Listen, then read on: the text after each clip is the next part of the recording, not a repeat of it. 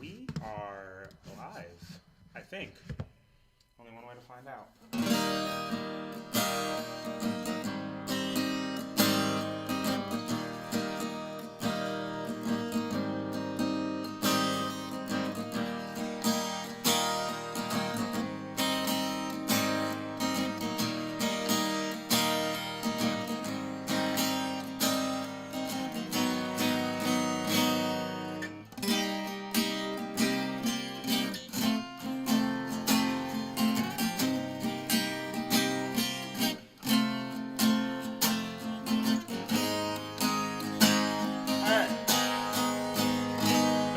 Watching now. Actually, I just see one comment in the chat. Where are the number of people watching? All right, let's see. I will never defend a man who makes amends. I will never defend a man who makes amends. All right, it says nobody's watching. Hold on, what is happening? Okay, it's giving me like a weird. Give me a weird, what's it called, like notification, but whatever. Howdy! This is me just testing out some live streaming setup stuff to start doing like more live sets and stuff like that. I had another guitar I was restringing and one of the pegs broke, which sucks because this guitar is like my first acoustic guitar and it has like a lot of issues like that. So we're gonna get through this.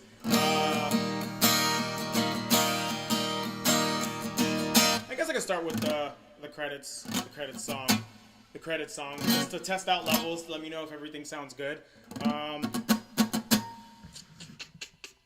Love the content. Any plans of going to any ska festivals? Not any plans anytime soon, for obvious reasons. But even before COVID, I had no plans of going to ska festivals really coming up.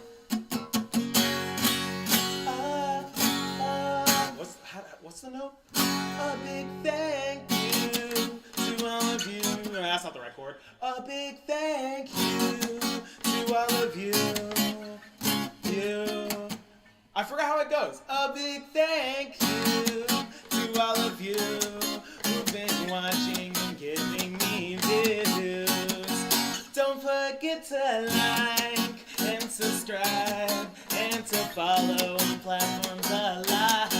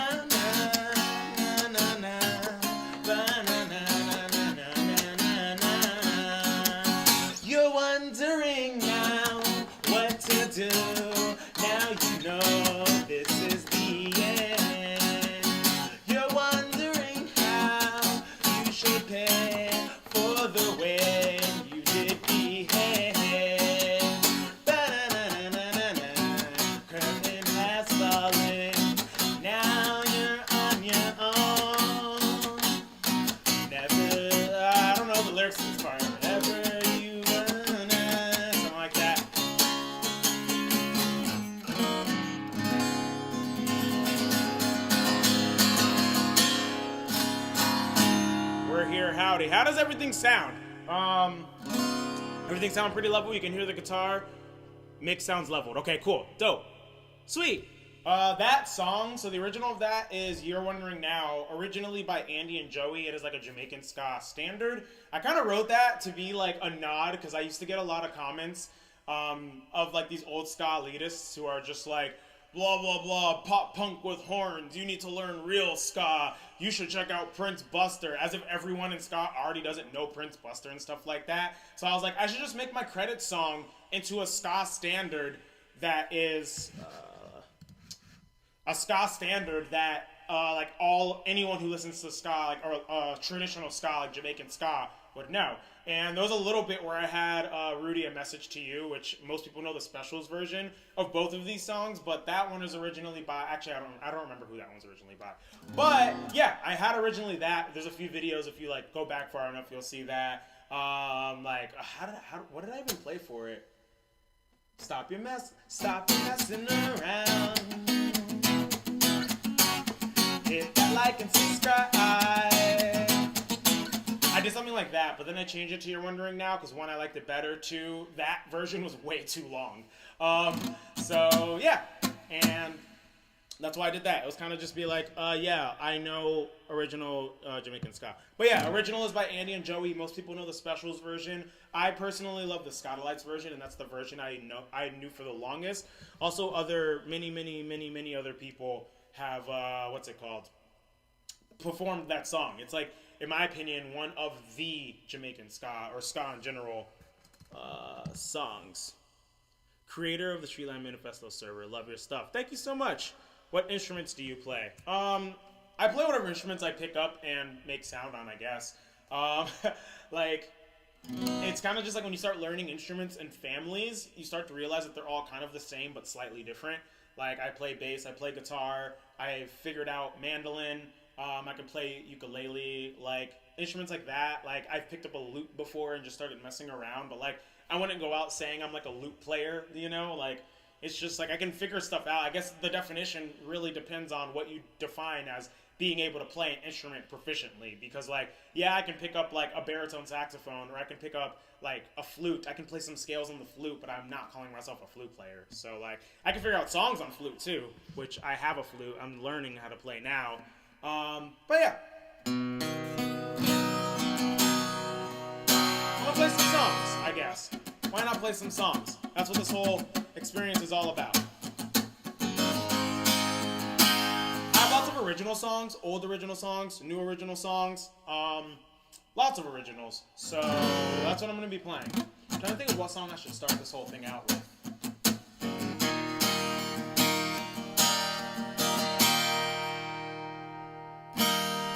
Let's do this.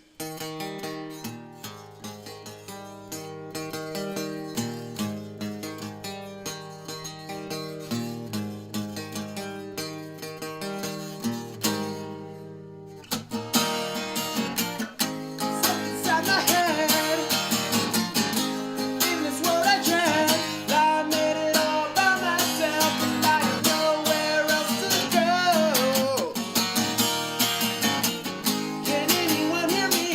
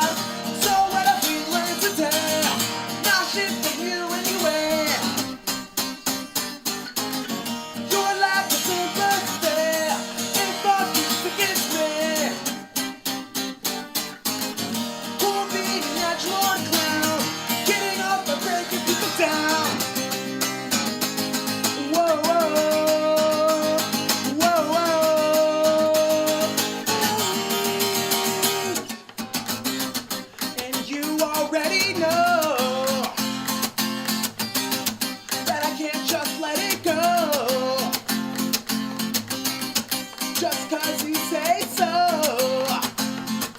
I always need the last word, I always need the last laugh.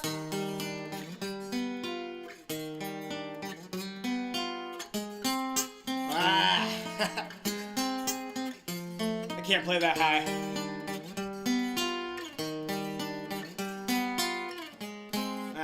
There we go.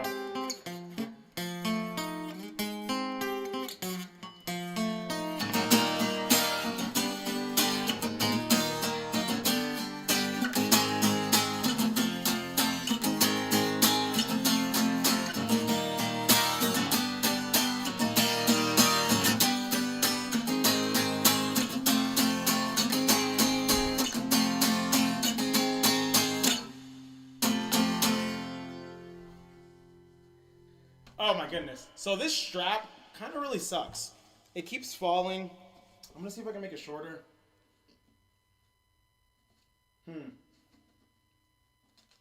I don't think I can. I think it's broken and stuck at this strength forever, or at this length forever. As another euphoniumist, person who plays the euphonium. You know, I've never thought about what you call that. Opening riff sounds vaguely Blink-182 like. That first song I played is it's called Linger. And I was listening to a lot of like a mix of like old like 90s emo stuff, like The Promise Ring and the Get Up Kids when I wrote that. So it's like a mix of like that, which the Get Up Kids is one of Blink's like big inspirations, so that's probably where that connection comes from. But I was also listening to a lot of like mid 2000s like indie emo stuff. Like Tancred was a huge band I was listening to a lot during that time. Retirement Party was another band I was listening a lot during that time. So yeah, it's just a lot of mix of emo inspiration for that one. Love your Jetty Bones poster. Thank you. I always forget that's back there.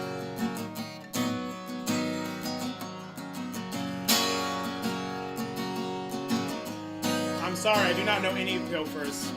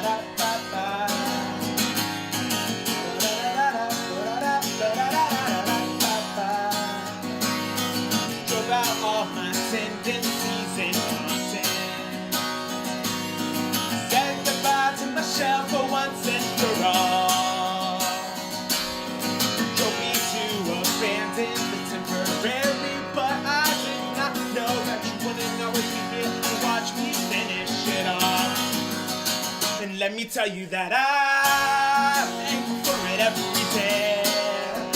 It may be over now, what the hell, 'cause it's not too late. You had your place here and now, stuck carrying all the weight, but it's alright, 'cause you taught me to shoulder it.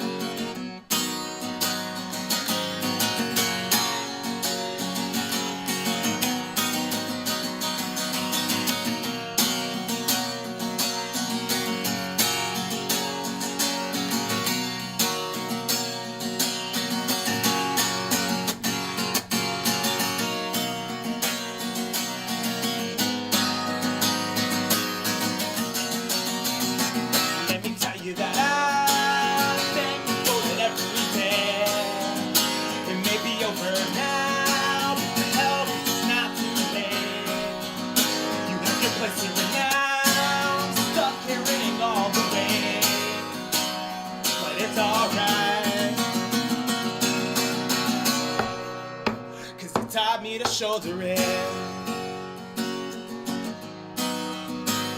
Taught me to shoulder it.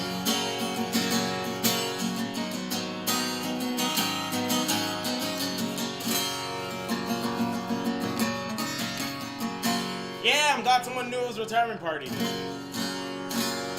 Yeah, that's a song I know super well because I was meaning to cover it forever, and then I did Pick It the Fuck Up with Counterintuitive Records. This is a hydration check, by the way. Hydrate before you dihydrate.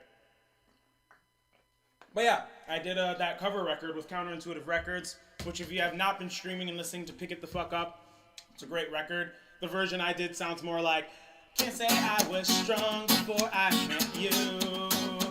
Sounds more like that. And let me tell you that I'm thankful for it every day. But yeah, go ahead and check that out. And also check out Retirement Party and Counterintuitive Records. All bangers, all killer, no filler. Do you know any less than Jake? Let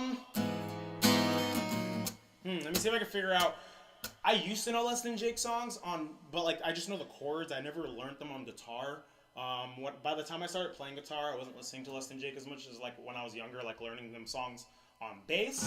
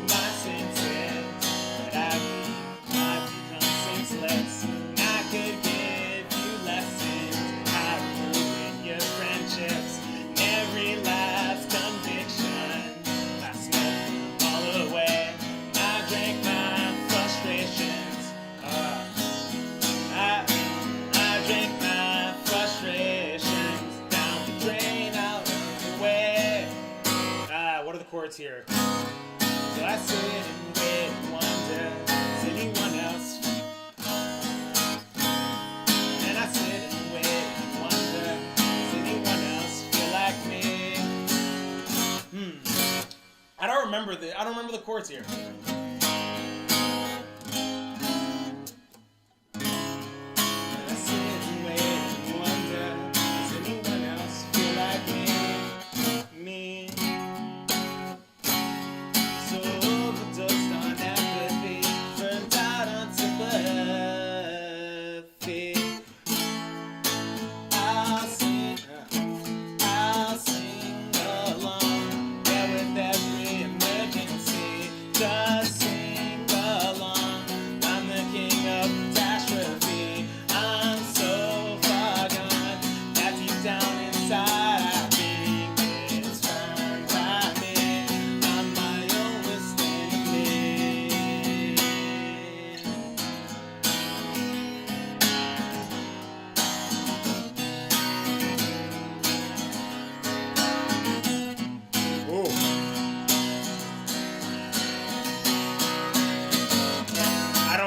Any of the lyrics after that, so I'm just gonna try to stop there. I do not know any Neutral Milk Hotel. For someone that does a lot of covers, I surprisingly can't play that many covers on guitar.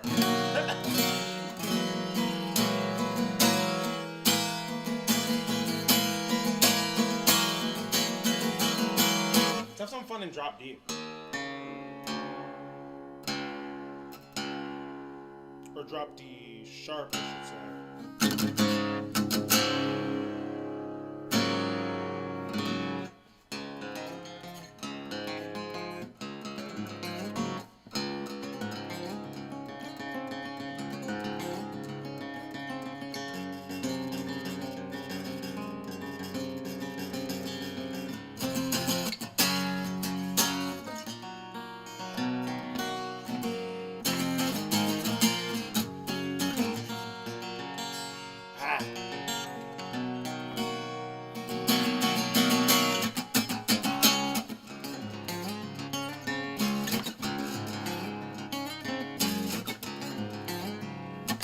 I used to write a lot of twinkly stuff like that.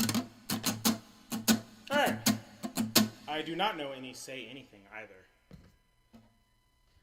Can I get one of your instruments? I actually need all my instruments. You can have one of my broken ones, maybe. About half my instruments are broken. I actually just took my trumpet into the shop, so.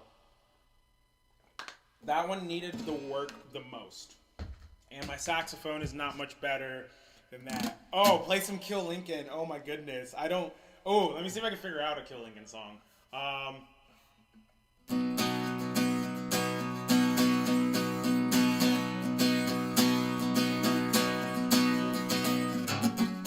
don't know any I don't even know a lick of Kill Lincoln. But also, Mike be doing some crazy stuff on those guitar parts, like writing wise. The only thing I can probably play is like,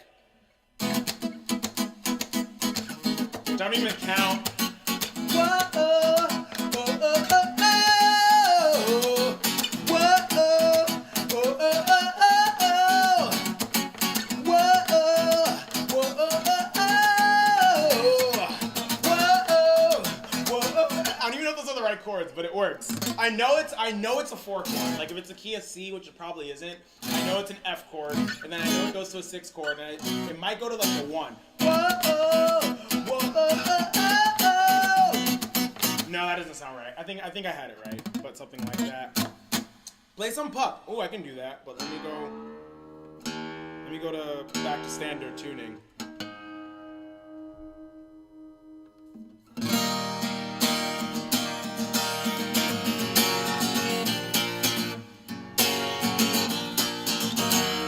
This is the version of Free at Last that I did.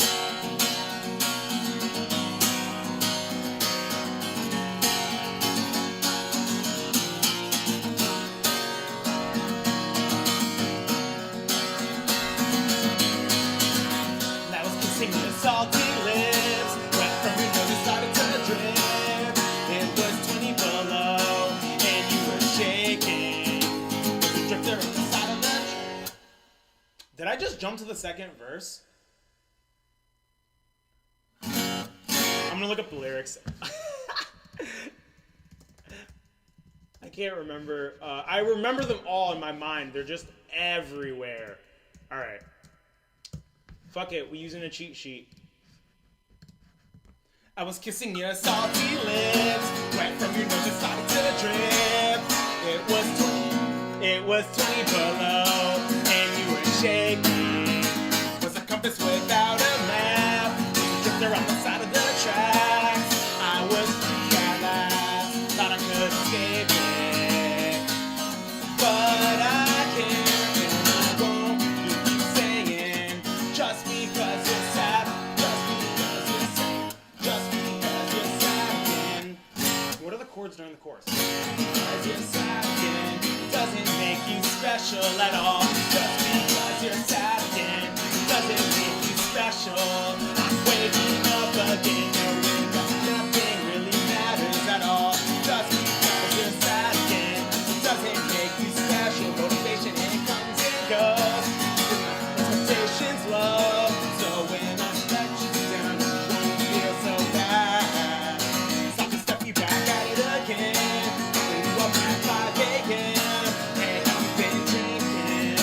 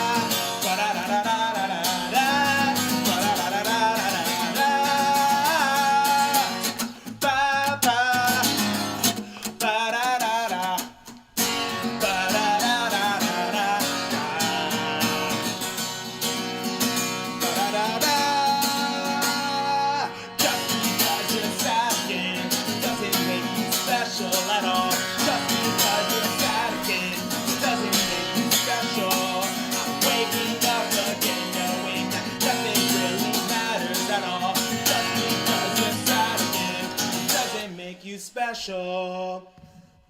Oh, that was a fun one. Messed up like literally the entire second verse. I was playing like a mix between the what's it called?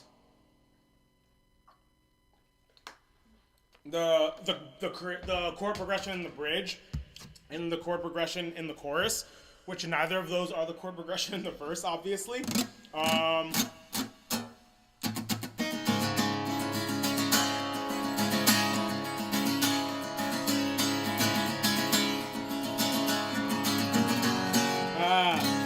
Okay, this one I might be able to do. I don't want to spoil it, but I need the lyrics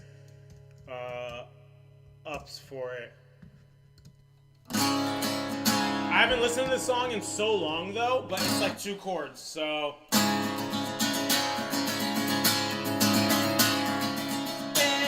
the afterlife, could be headed for a serious strife.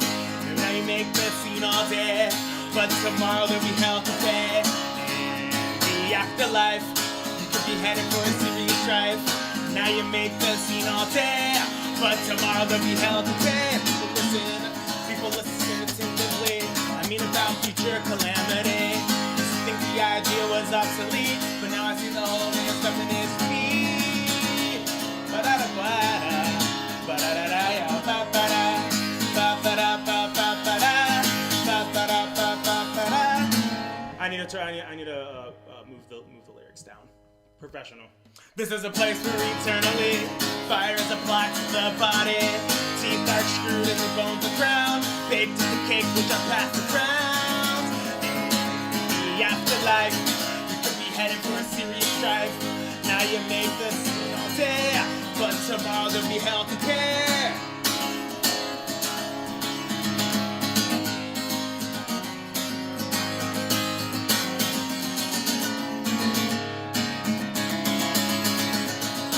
Talent, fame, money, refinement, job skills, and brain. But other things you try to hide will be revealed on the other side. In the afterlife, you could be headed for a serious strife. Now you make the scene all day, but tomorrow there'll be hell to pay. I just realized the version that the Grown Up Zippers do is actually very different from the Streetlight version, according to these lyrics. Like that whole chorus is a little different.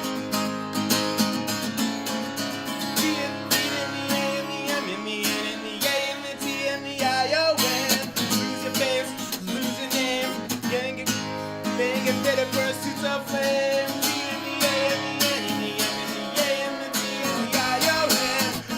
Lose your name, then get fitted for a suit of flames. Yeah, I'm just gonna end it there. Oh, also according to these lyrics, the last chorus does not happen again in the original. I used to know the original when Streetlight covered it. That was the only song that I knew the original of really, really well. Like I knew Linoleum a little bit, but the Streetlight when they dropped that 99 songs, I was like, oh shit, it's Grown Up Zippers. I was like, that makes a lot of sense that they covered Squirrel Nut Zippers because I hear that influence in a lot of their stuff. I do not know any Minzingers. I literally know the one line, I don't want to be an asshole anymore. And that's it. Which I feel like if you know that one line, you know like 90% of that band's discography. Nah, Minzingers are cool. Alright, I can try doing this.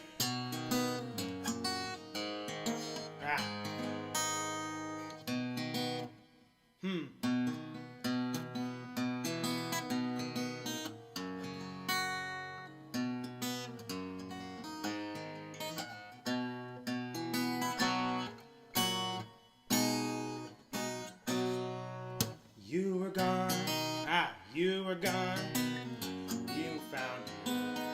You were practically surrounded, you were trapped. But the opposition sold, your blood ran cold. When they saw the look of love in your eyes, maybe the times we had, they weren't that bad. And everything else was part of the plan. We say, I don't know where we go. Is this the Alpha, Omega, beginning and the end? We all just idolize the dead. So you were born, that was a good day. And someday you were die, and that's a shame. But somewhere in between, the life in which we all dream, nothing and no one will ever take that away.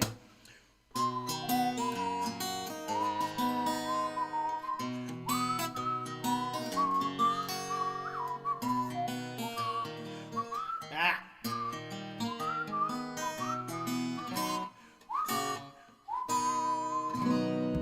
Alright, that one takes a lot of brain power to play, because that guitar part is like, it's not hard, it's just not easy. And also, like, I guess I should have practiced acoustic guitar in the slightest before playing this, because I just got here. What song is this? That was Somewhere in the Between. Doing great, you're hella talented. Thank you so much. Do I know any Rebecca Sugar stuff? Adventure Time or Steven Universe music? Oh, absolutely.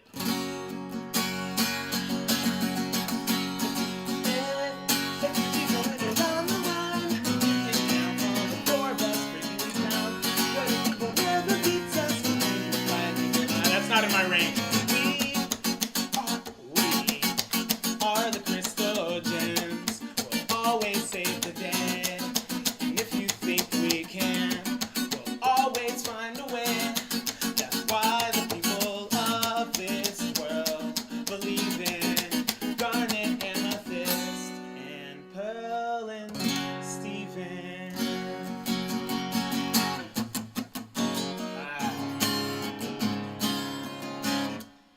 Let me see if I remember the chords for...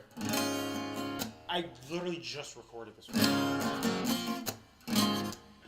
Why can't I remember the chords? I literally just recorded this cover.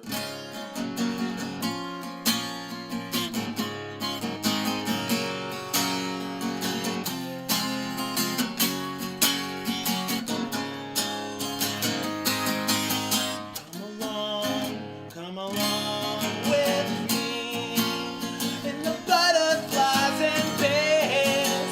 We can wander through the forest and do so as we please. Come along with me to a cliff under a tree. We can gaze upon the water as an everlasting dream.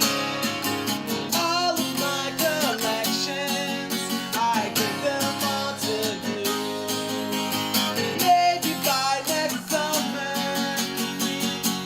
oh God, we won't have changed our tunes. Come along with me in the butterflies and bears. We can wander through the forest as an everlasting dream. That song confuses me whenever I play it live, because it nothing repeats. Every chorus and verse, or every chorus, first off, is really long, and it's like the same thing, but it's slightly different each time, so I always mess up those lyrics. Do you ever write original stuff, or are arrangements your passion? Oh no, I write a lot of original stuff. A whole lot of original stuff. I actually studied music composition in school to write music, so every time I do a live feed, someone really cool is always watching. So if you're watching this and you are like making a video game or making an animation or movie and you want music in the background, ska or not, because I studied jazz and classical composition, as well as I know how to write ska, punk, indie, rock, and stuff. But electronic music is my weakness for sure of all of them, and that's something I'm learning how to do now as well. Like diving into synthesizers and stuff like that. So yeah, I am for hire. That's what I do for a living. So alongside this channel. And speaking of originals, I'm gonna play an original song now. I wrote this song originally. So I was a marching band kid, if that was not obvious by the amount of band instruments that I have possessed in my life. And I originally wrote this song because after I graduated, I went back to the school that I went to, and I worked with the marching band, which is something I still do. I still do teach marching band. But my high school band director literally told me that I am terrible at band, and I should just not teach anymore. And now one of the things I do full-time is teach, and I literally went and marched drum corps and made it in my rookie year and got in first place with the drum corps that I marched with. So yeah, this song is about like seeing your people you look up to, and they slowly start becoming, as you start learning more about like them being human and less about these idols that you look up to, you start to realize you're like, wow, you are not a great person with the things that you do and the things that you say. And that's something that like I don't really have that feeling towards like my high school band director. He was definitely going through a lot in his personal life at the time, and like he's not like that anymore because there was like a period where I just felt like he didn't like me for a while, and I still talk to him sometimes now. So it's that's another cool thing I like take out of this song is, you know, like people go through shit and people grow as people. So like if people are willing to grow and be better, then that is totally fine. Unless you're like the singer of Brand New or some shit, then fuck that forever. But yeah, so this is definitely a song to me that's applicable to a lot of like music, especially like in the punk world. Because as I grow older and start playing shows alongside a lot of older punks, I'm like, y'all say one thing morally on stage, but then you do things that are like completely against what you stand for. I don't understand how you're even punk and then spewing things that are really, really like racist and xenophobic and shit like that. So a lot of meaning can come out of this song. Anyway.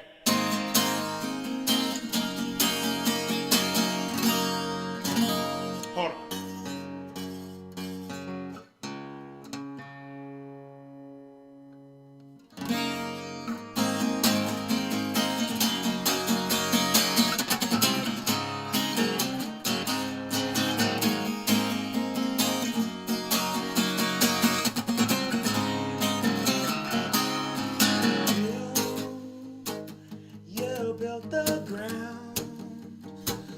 Ground that I stand on, make my structure sound, and you tore it down with all the words that viciously poured out of your mouth.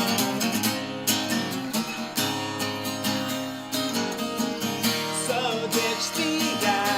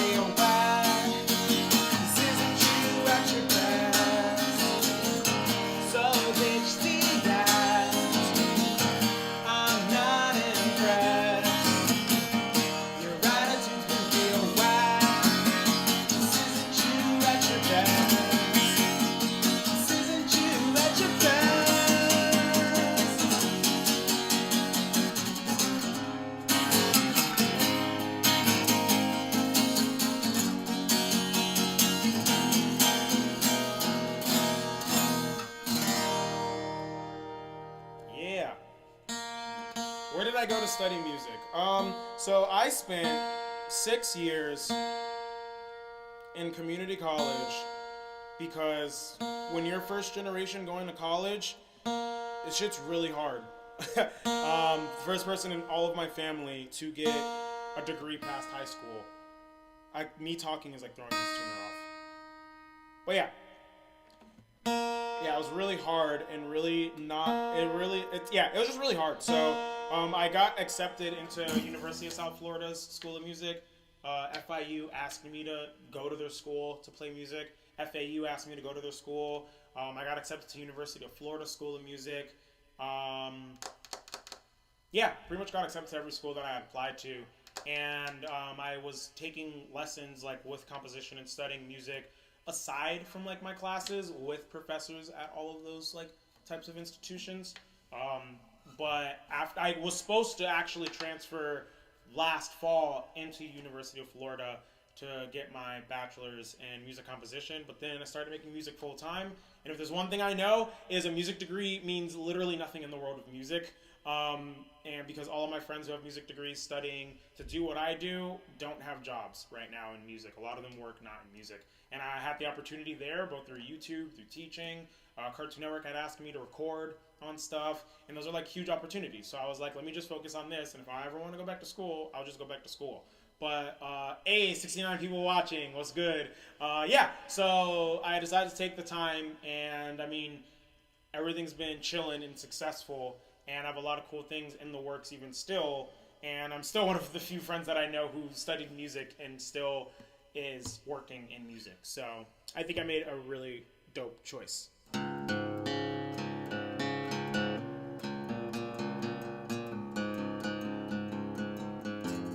Ska Brazil. Yo, Brazil has some dope ska. Abracadabra is my shit. I'm just going through the comments. How long does it usually take you to compose a song? Dope channel, by the way. You made me addicted to the ska genre. Heck yeah! I love hearing that. I love when people say they didn't like ska and they heard my stuff and then they like ska. It depends on the original piece. Some pieces I've literally written in less than like 10 hours. Some pieces I've spent weeks and weeks writing. Some stuff I just rewrite over and over again. Whenever I write a piece, it's never something completely original. It's kind of little ideas that I've had throughout time, and I keep recycling and reusing them and remorphing them into something else. So, but typically I can, like, if someone's commissioning me to write something and they want something specific, they're like, send me a song, and they're like, hey, make it sound like this. I can knock something like that out in like a few days. Like, not even a few days. Probably in one sitting, honestly. So, what's been the most difficult ska piece you've covered? Ooh.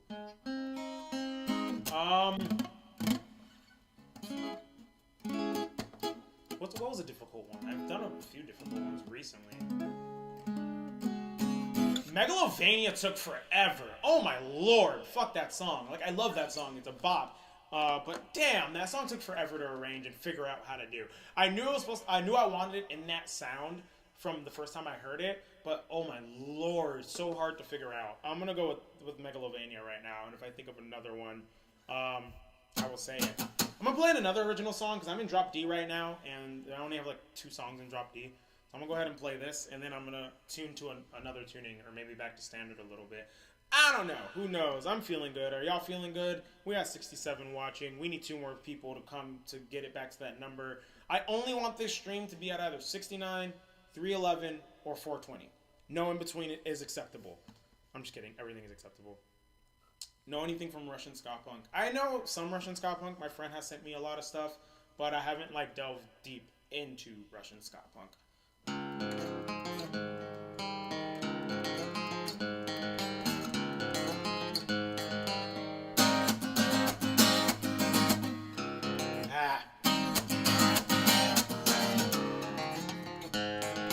Sorry, I haven't played this song in like over a year.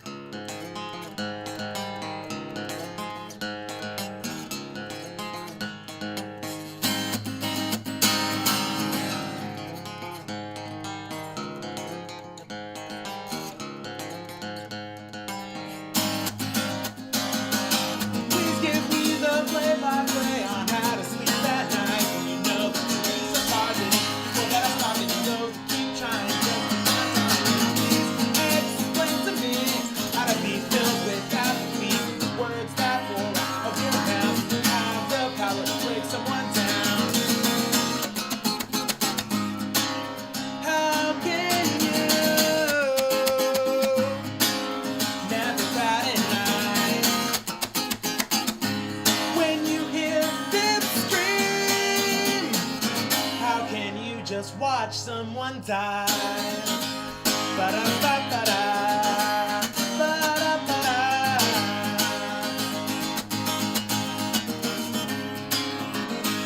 Ba-da-ba-ba-da. Ba-da-ba-da.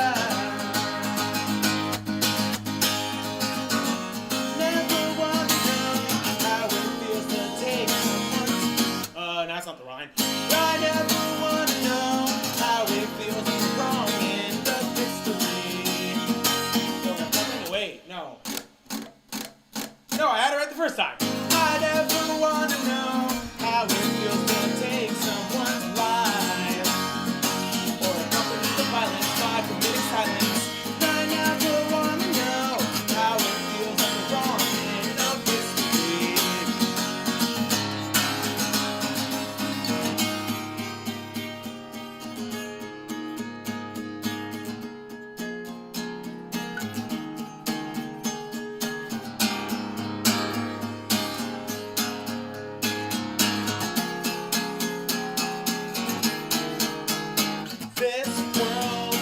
This world can only get better. Stopping mid the answer for better days. We all have a profound power. It's growing by the hour. It lies dormant in all the things we say. All the things we say.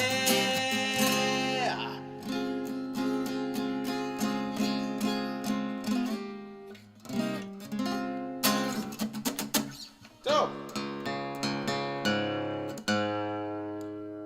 That song does not translate to acoustic guitar well. Like, it's playable, but it's not like a song that sounds exactly the same. It's so weird how music be like that. It's just harder to play on acoustic guitar. That's what I meant by that. Some emo covers. What other emo covers can I play? I was playing a bunch earlier. I played Retirement Party. Earlier. What are some emo songs I can play? I guess I can do...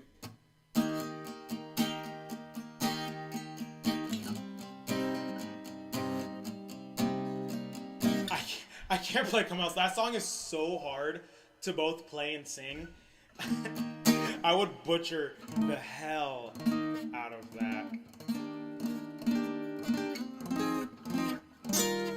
I guess I can... Let me try this. I need to look up the lyrics for this. Even though the lyrics are like... That's good enough. Okay, cool. Here we go.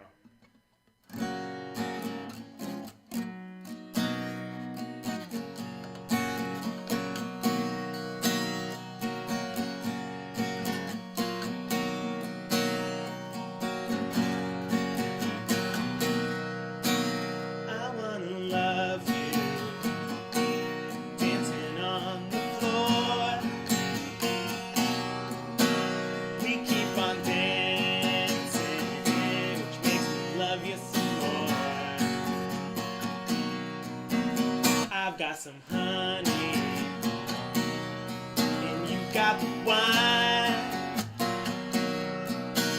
Under the moonlight, feeling so fine.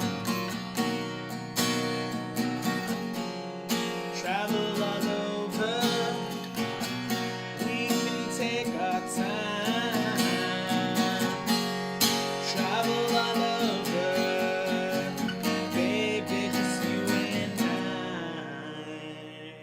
Those were not the right chords at all, but hey.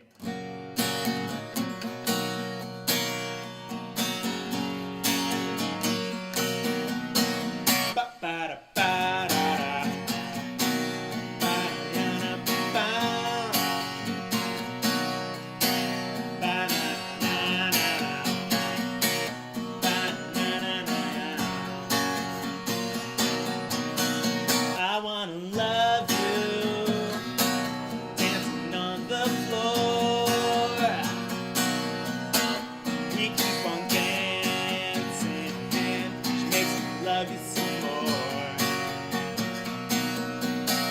I've got the honey, and you got the wine. Under the moonlight, feeling so fine. Travel. I don't know the chords for this part.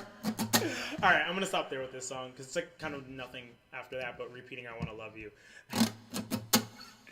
Such a vibe. The vibe checks out. What other emo bands could I cover on command?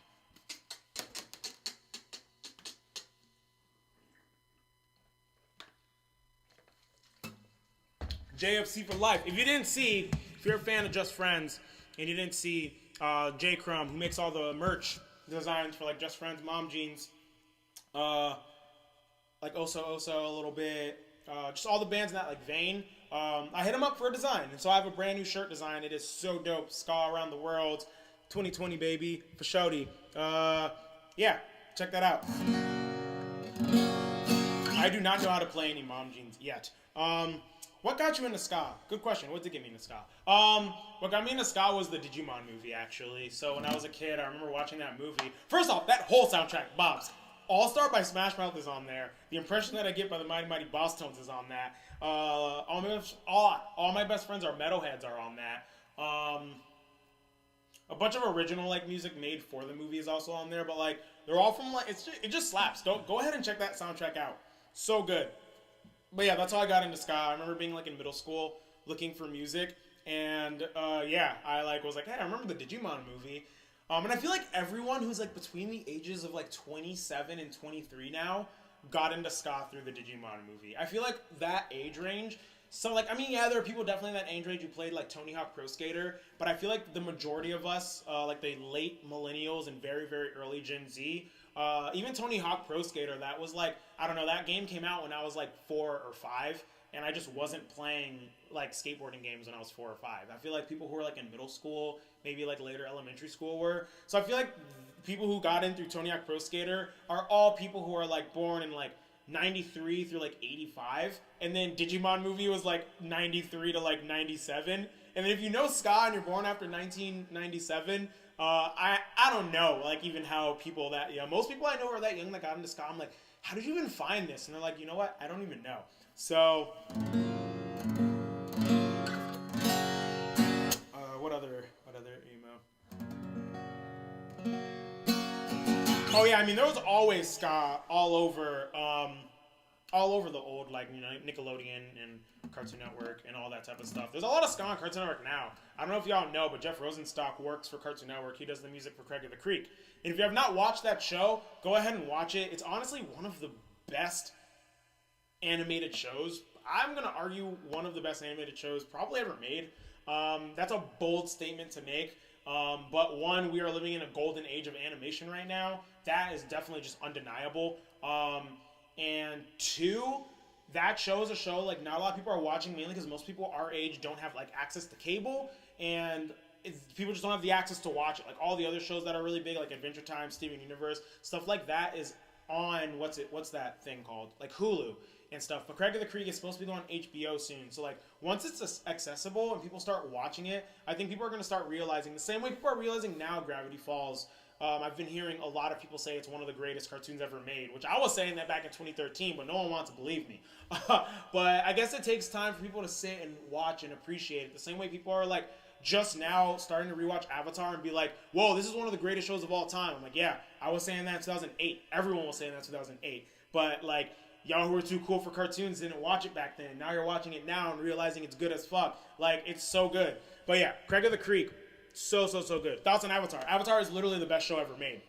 I will fight anyone who says otherwise. The only complaint, not even a complaint, just a thing I wish they could have done, which is like not even their fault, it's no one's fault, but the way TV is in America, is I wish that they just had no restraints on like things like the censors, and they had no restraints on things like episode length. And the creators have stressed that they wish that they had more time in the episodes to tell more stories, especially in season 1, which is a huge reason why that they're doing the Netflix reboot type thing. Which, go look into that. Like, go look into it. I am 100% on board for that, based off of all of the details that have been given about it so far. Don't talk shit about it until you look into all of the details and the amount of effort and love that they're putting into that production right now. What's it called? But also, the second thing, like censors, I don't think the show would change too much with like the censors thing, but I feel like that there were some moments where they wanted to get like edgier or show certain things that the network was probably like, nah, or like the show needed to be rerunnable. So I feel like that kind of hindered them.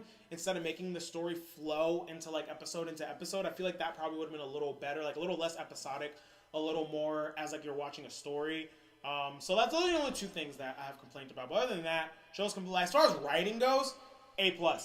literally cannot be any better than that. And to me, writing is the absolute most important element of a show's production and what makes a show quality. Thoughts on Ed, Edd n Eddy? Ed, Edd n Eddy was dope. I love that show. Ed, Edd n Eddy is a show that's just so funny. I feel like a lot of people didn't give it, still even don't give it the appreciation it deserves. It's hard to make a show with only like 7 characters and have only those 7 characters show up and keep the show interesting for as long as it ran.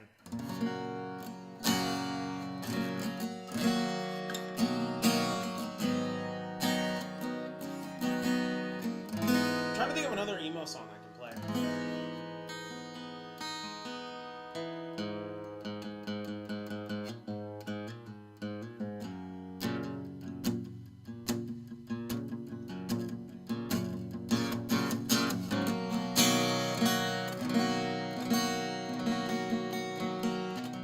Would you ever do a cover of the Angry Beavers theme song? Go check out my video, Cartoon Network vs. Nickelodeon Part 1.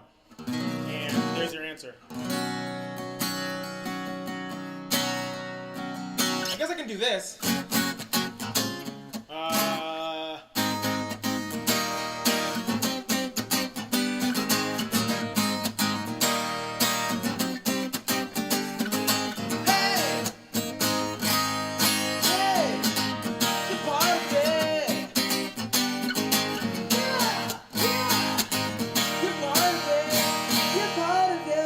Sing that high. I'm playing in a different key. Let's try D. And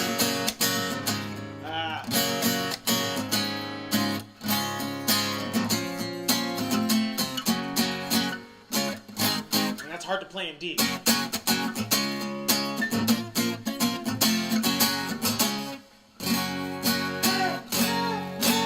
That's still too high. Wow, let's try it in... That's E. Let's try it in... I'm trying to do chords that are easier to play. Let's try it in G. And then... Wow, this one's harder for me to transpose. I don't know why.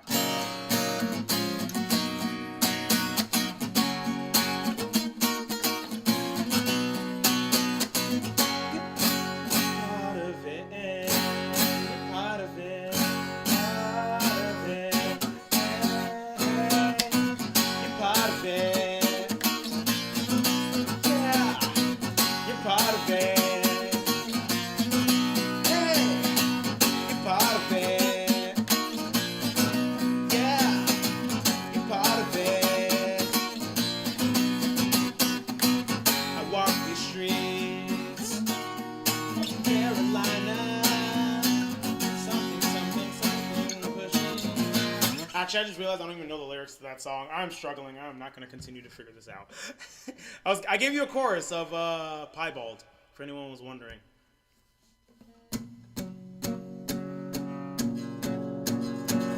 Someone a while ago asked me my thoughts on the New Retirement Party record, and I just completely remembered that. I never answered that. I thought about the answer because I was playing, and then I never answered it. So my answer is the New Retirement Party record is incredible. Every time I listen to it, I'm appreciating so many more things about it. It sounds really different while it's also sounding like Retirement Party, which I think is very dope. Although with Avery's voice, I don't think you can really not sound like Retirement Party. Actually, that's a lie, because Elton John Cena does not sound like Retirement Party to me. Well, yeah, I guess with Avery's voice, it can sound different. But yeah, Retirement Party's new record is dope. If you haven't checked that out, go ahead and check that out. If you've never checked out Retirement Party, well, you got a dope band to listen to. Oh, I can do this emo song. All right, let's go.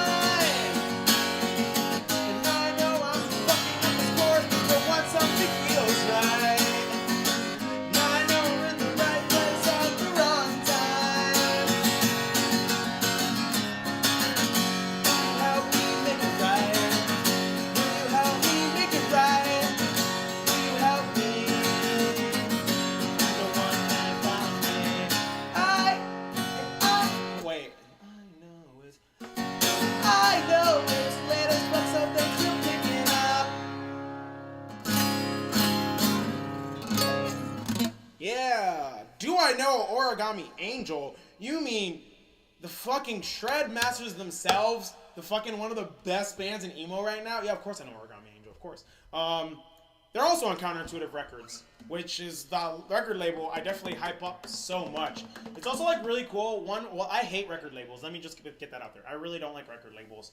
90% of the time. 10% of them I think are really dope, but I think it's really, really rough for bands that are small / mid-tier when it comes to record labels, because like I feel like a lot of record labels, like 2020, and we're just not in a world where record labels are necessarily necessary.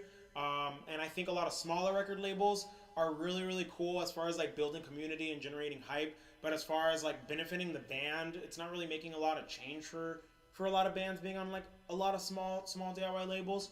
So it can become very quickly just like, why are some of them even there type thing.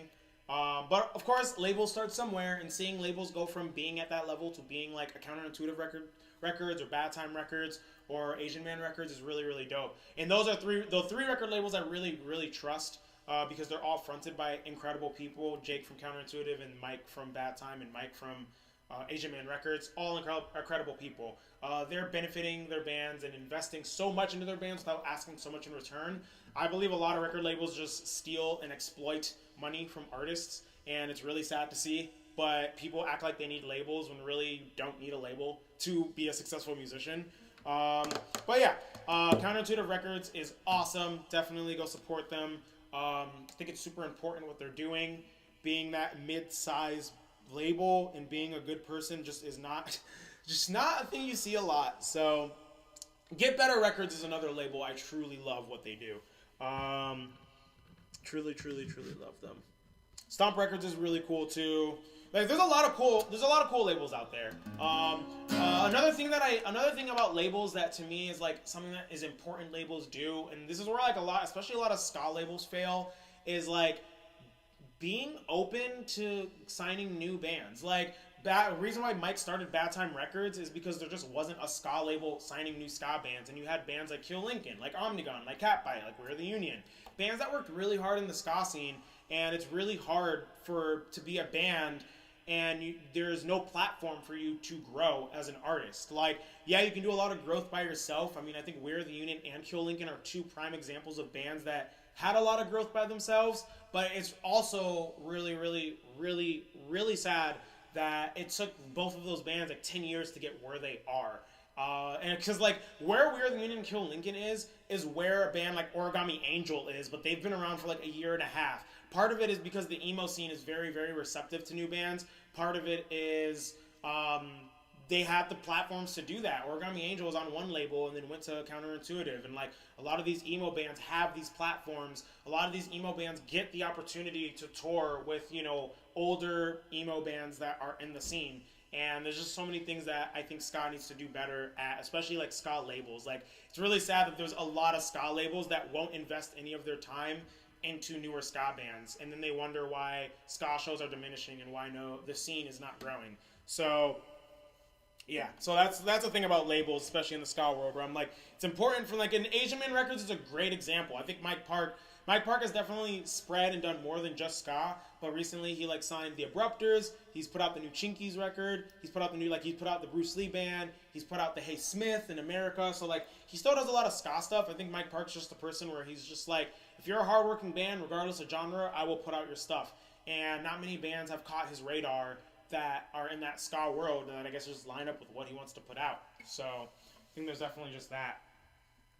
But Mike Park has definitely been a huge, great person.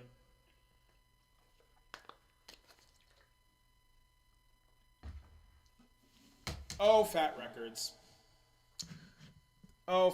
Yeah, Suicide Machines did release. I don't know why Suicide Machines did that, honestly. Suicide Machines could have self-released that and probably had the same amount of resources to them and probably made a lot more money back. That's just my opinion. Yeah, it's kind of messed. I really hate labels, and I know a lot about how much money you make when you put your music on streaming and 100% own the rights to it.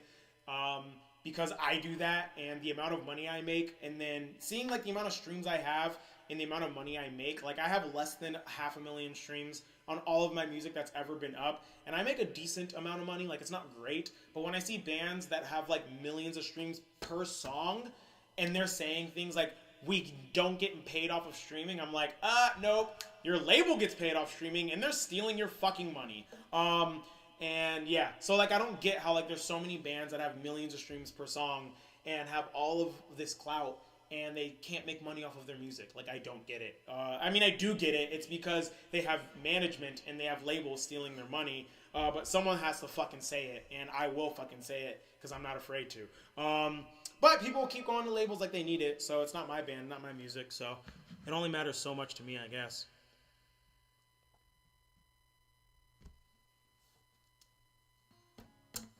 Gentrification is definitely a huge part that closes scenes, but food for thought. Gentrification tackles and attacks people of color and POC neighborhoods.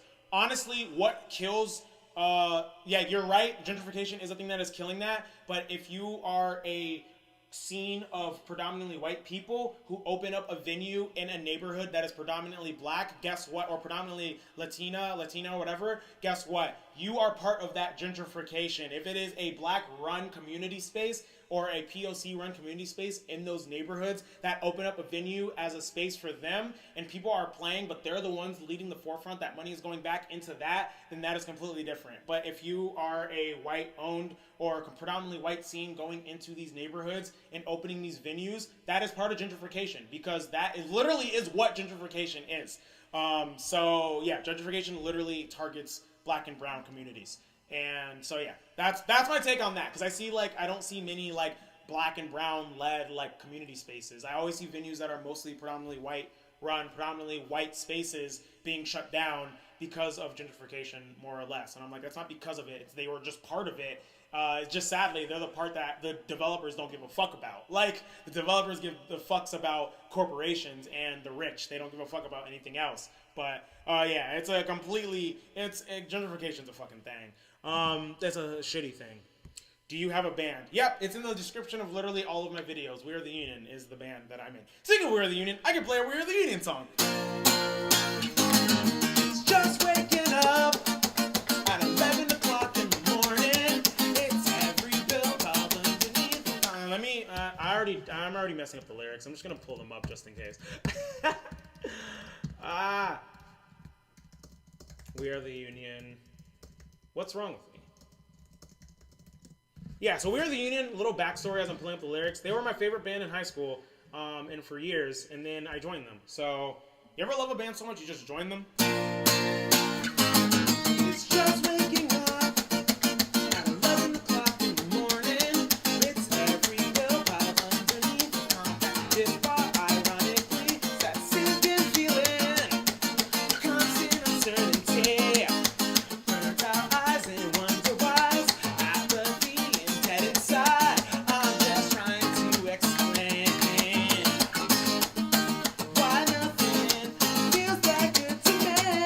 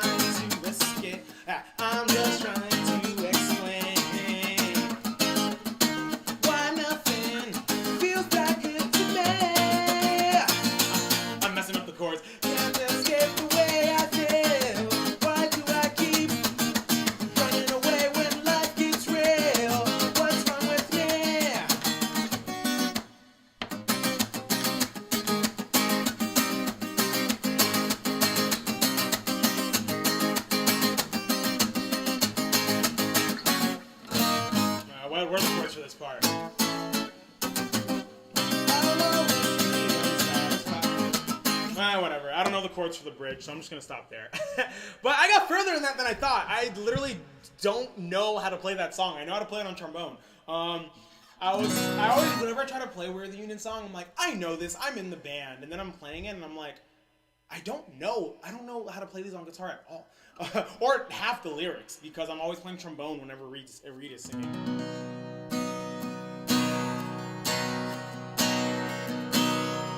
Still sad that your We're the Union video has such bad quality.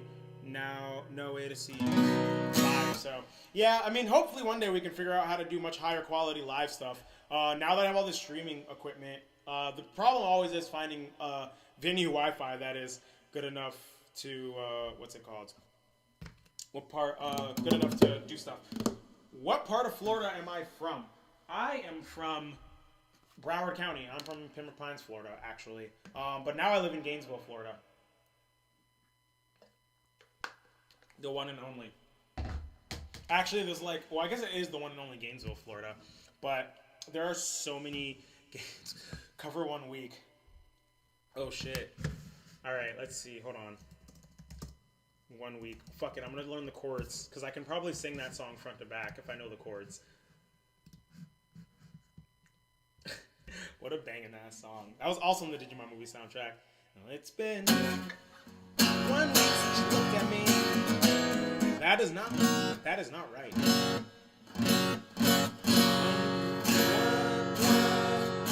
week since you looked at me. Threw your arms in the air and said 1 week since you looked at me. Threw your arms in the air and said I'm angry. 5 days since you laughed at me. Get back together, come back and see me. 3 days in the living room. Yeah, that's not my fault, but couldn't tell you yesterday. Forgiving me. But it still needs 2 days till I say I'm sorry. Alright, let's see if I can do this. Hold on now, watch a hoodwink. Make you stop think. Need you looking at Aquaman. Summon fish to the dish at all. I like this little summon fish to the dish at all. I like this. I like the Charlotte Switch, I like the sushi, cause it never took the frying pan. Hot like wasabi when I bust rhymes. Got me and rhymes, cause I'm all about value. Back cameras got the mad hits. You try to man wits, you try to match wits. Try to hold me, but I bust through. You gotta make it, oh fuck. Gotta make a break or take a fake. I think it comes in on a pickup. Gonna make it break or take a fake. Try to match wits, try to hold me, but I bust through. Gonna make a break and take a figure. Take a song, take the flavors. Then I show it cause you know. I don't know why, but for that part, it just doesn't tell me the chords. So I don't know when I'm supposed to be changing and when I'm supposed to be rapping. The grow is gonna grow cause it's dangerous. You have to sound a wave, yeah. Can I help it? Can I help it if I think it funny when you're mad? Trying hard not to smile, though I feel bad. I'm the kind of guy who laughs at a funeral. Can't understand what I mean, what you see well. I've a tendency to wear my mind on my sleeve. I've been just thinking of my dreams. Been 1 week since you looked at me. Oh my gosh, okay, yeah, no, that song is way harder than I remembered. Oh gosh, yeah. Alright, I hope that suffices. I was able to get halfway through it.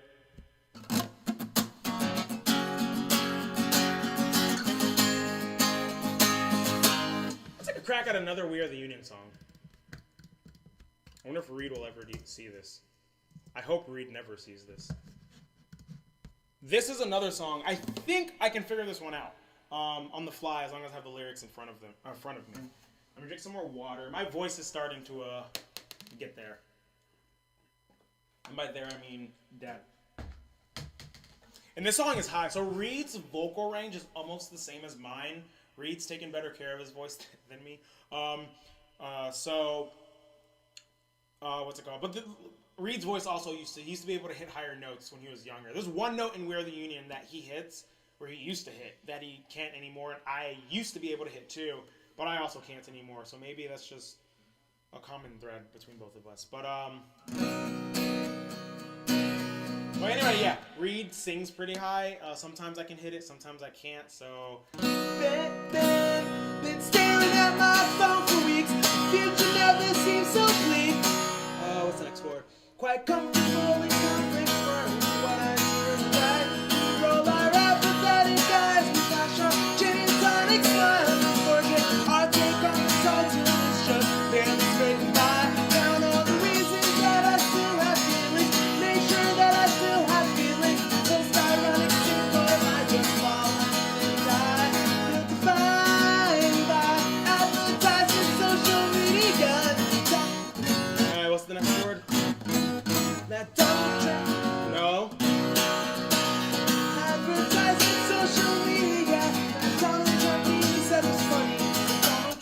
is never funny, and I hate this. How I capsize when we contrast. I'm all by the know what's at, and I hate this. How I romanticize the past, 'cause I'm never going back. Every day is difficult when you're stuck in your head. A million voices screaming in a fight you can't defend. Been staring at my phone for weeks. The future never seems so bleak. Forever lost in my apartment, alone among my friends. And I hate this. How I capsize when we contrast. I'm all fight to know what's at. And I hate this. Oh God, hate this. How I romanticize the past, 'cause I'm never going back. But we feel safe. Glowing light on vacant faces, glowing bright on daily basis. And we feel safe. Glowing light on vacant faces, embellishing our rodent faces. We feel safe. We feel safe when we dissociate.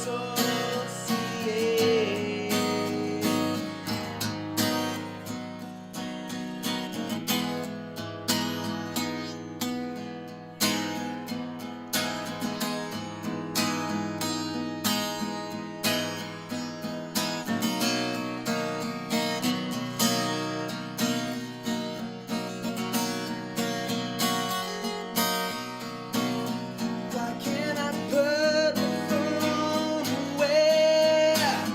Why can't I put my phone away? Doesn't mean anything. It doesn't mean anything. Why can't I put my phone away? Why can't I put my phone away? It doesn't mean anything. Doesn't mean anything.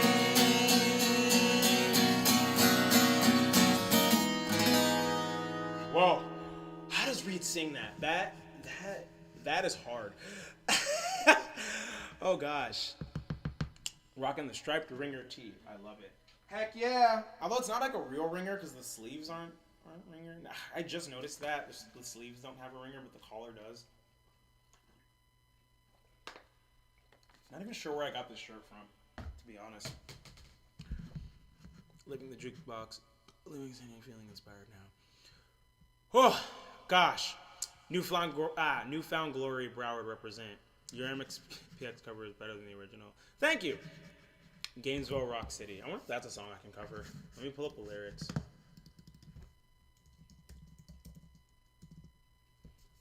Gainesville, Rock City. I used to blast that song every time I came to Gainesville. Now I moved to Gainesville and I don't blast it anymore.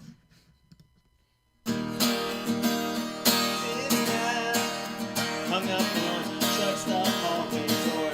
It's looking worn, and I can hardly read it anymore. I feel like I'm a specter and I'm unhappy. I can't help my urge to laugh. I don't know the chords for that. Well, I'm half awake, half the world's away. All my past mistakes, every misspent day, not have it any other way. I do not have Roger's range. That I I'll try through my haze and half-shut eyes. Count up all the reasons why I should be back at home. know. Oh, because it's Roger singing on the pickup while Chris does that line. Well, I'm half awake, half the world away. All my past mistakes, every misspent day, never change. I'll always stay the same. Wouldn't have it any other way. I can't sing that anymore. Gainesville, Rock City.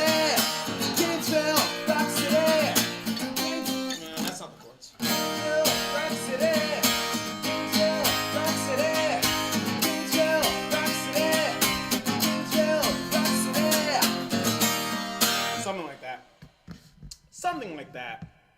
Well, I got further through that than I thought I would. But it's also like the same chord for almost all of it. So I ordered merch. Can't wait for my shirt. Thank you so much for ordering merch. I appreciate it.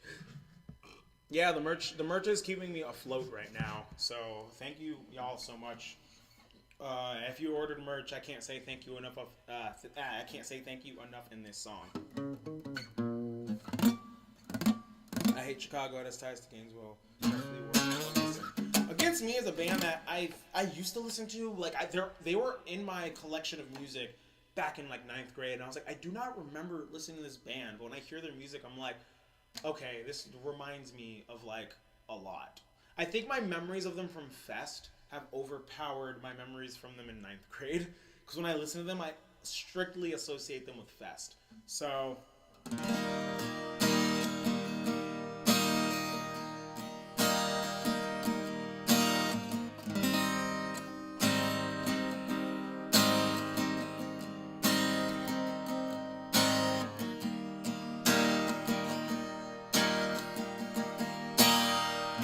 I'm gonna play an old song. I'm gonna play a really old song. When I say really old, I mean it's the first ska song I ever wrote.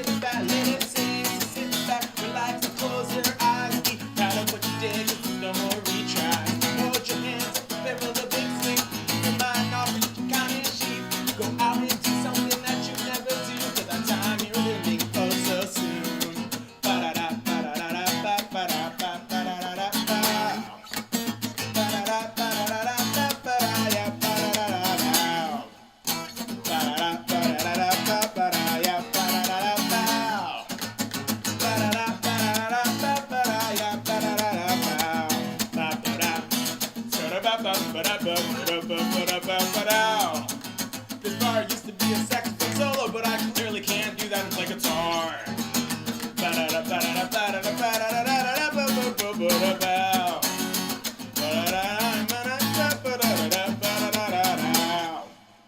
So take your car and fill the tank, empty the bank, gather all your friends, drive you north at the next beat towards the end of the line. 'Cause the world is ending on a Friday night. World ends on a Friday night. Na na na na na na na na. World ends on a Friday night. Everything is gonna be alright. World ends on a Friday night. Na na na na na na na na. World ends on a Friday night. On a Friday night. Na na na. On a Friday night. Na na na na na na. On a Friday night. Na na na na. On a Friday night.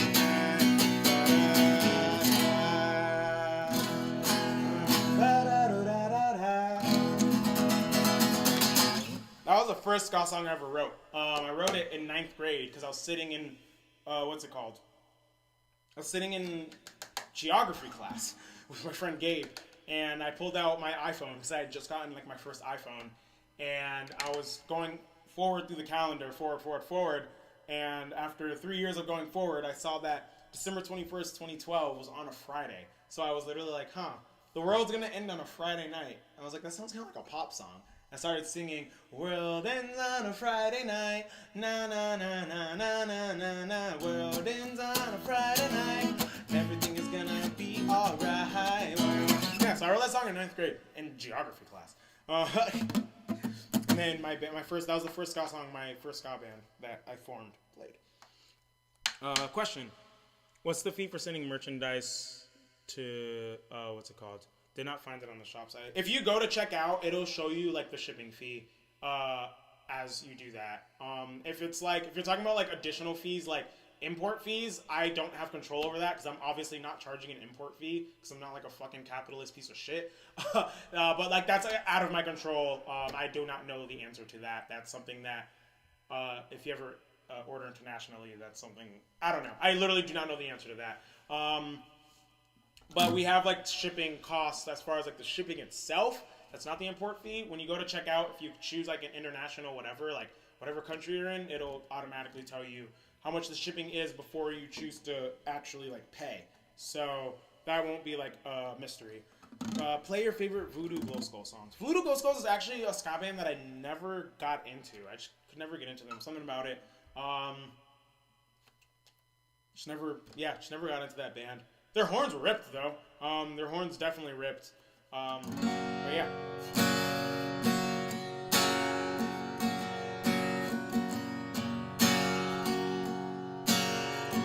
I used to be a really big D fan in high school, but I don't listen to them that much anymore. I honestly still, though, really love their very small selection of like traditional ska and reggae tracks that they had on How It Goes. Like How It Goes is one of my what's it called? Favorite, like the song How It Goes, not the record. The song How It Goes is like one of my favorite things ever written. That trumpet solo in that song. I'm gonna do a punk rock music theory breaking down the analysis of that trumpet solo and like 2 other ska solos. So it's gonna be really, really dope. I don't really have a favorite song. Oh, favorite Fishbone song. I've been really digging Ma and Pa because that song is really, really catchy. And also I love Party at Ground Zero. I love how it's like literally mocking America for making fun of the communists because they're like, yo, everything that you say the communists are doing, you are also doing. So I don't think communism and capitalism is the issue here. The issue is y'all are both authoritarian fucks.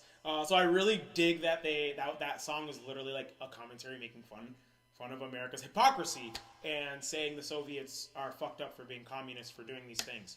At least that's what I get out of the song, because in the music video especially, they're like making fun of like the world leaders on both sides.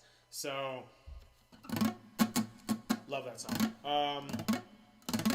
Favorite. Oh, okay, I already read that. Favorite ska song. Guns of Navarone is definitely just like a classic off of High Bop Ska specifically. Super, super, super dope song.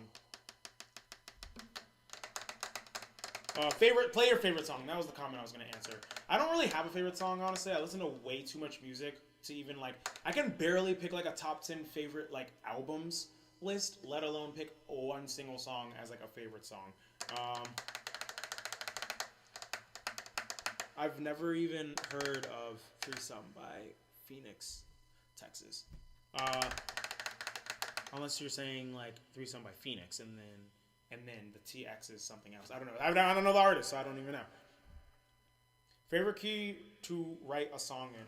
Favorite key to write a song in, probably. I really like from the range from G to B, because that's where G to B, because that's where my voice sits the best.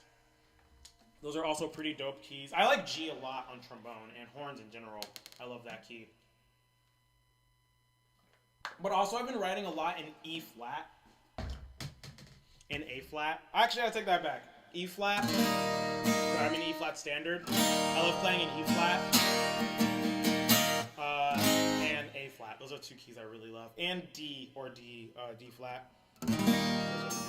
I do not know. I mean, I know the song "Stupid Horse" by 100. Was it 100 Gex? Is that how it's pronounced? And I know the ska song that they wrote, but what's it called?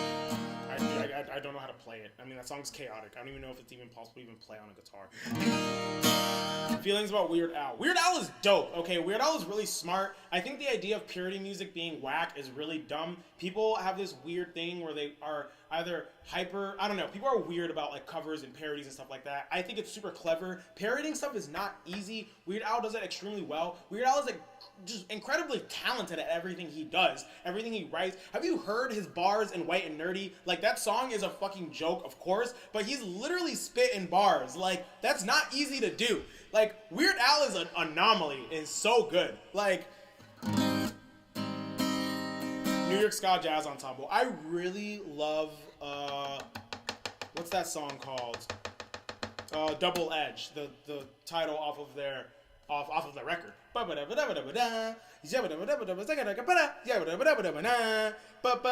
Yeah, that's they got chops. They got chops to play that. I don't have a favorite quote. That's a good question. I have a lot of quotes that I love, but I don't have a favorite quote. And then I even like quotes that I love that like I think about them all the time. Like, yes, that's a good quote. But quotes that I definitely see a lot, and then I'm like, yes, mostly from like activists, like black activists from like the 60s and 70s and stuff like that. Malcolm X probably has. If I had to say my favorite person that has made many quotes that I love, I would say Malcolm X for sure. That's the closest I can get to that answer. All right, I'm gonna play another song that I wrote. Real question: Streetlight or Catch 22? They're both awesome in their own right, but if we're talking about which version of Keys Be Nights I prefer, Streetlight Manifesto. I don't even know why it's a question, to be honest. But yeah, people say they love the rawness of the Catch-22 version or whatever, but like, I don't know, I just don't vibe with that. I just vibe with what sounds really good. And like, the Streetlight version just objectively sounds better. Sorry if that makes people angry, but like, it's just a fact. The one thing that really Catch-22's version of Walking Away, the bass at the beginning just sounds so bad. Like, so bad. Like, I just can't. I can't even like have just that one. I'm sorry, I'm like going in on this one part, but that bass part at the beginning of Catch-22's version of Walking Away is so bad. That alone defeats Catch-22's version of Keys Be Nights from even competing with Streetlight's version of Keys Be Nights. Because there are a lot of moments of Catch-22's Keys Be Nights that I do prefer over the Streetlight version. And there are many moments where I don't care for either version, but the moments of the Catch version, like there are moments in the Catch version of it where it's just not good, and those moments outweigh so much, especially when like Streetlight takes songs like Walking Away and elevates that song beyond anywhere I would expect based off the original version. So yeah, it's really it's really rough. I already played the one Streetlight song that I could play earlier in the stream. What's it called? I'm gonna play another old song that I wrote in high school. Not the first song I wrote. I wrote this song like my senior year, which is really funny because the lyrics are about like working a job, and I didn't have a job at the time, so. Oh god. I used to like writing songs like that were like situational, not necessarily songs that I could like relate to. I was like, oh yes, I relate to that emotionally, but songs that like match like a vibe. And like creating a vibe. I guess that's why I went into music composition and writing music for like movies and shit. So,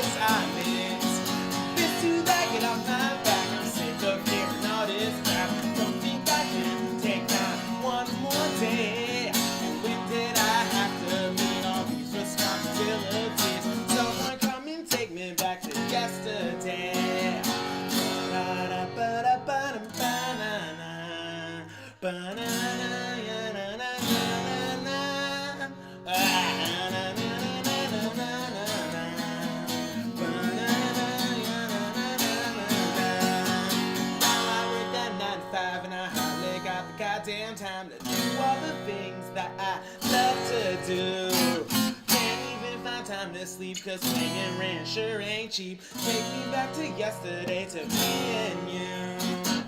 Whatever happened to chilling out all day long? Just playing games, chilling out and singing songs. That was the time, man, I really miss those days.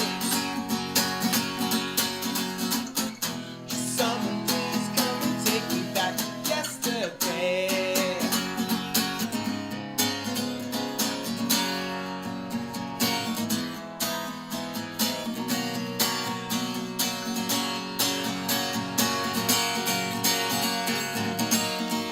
I messed that up.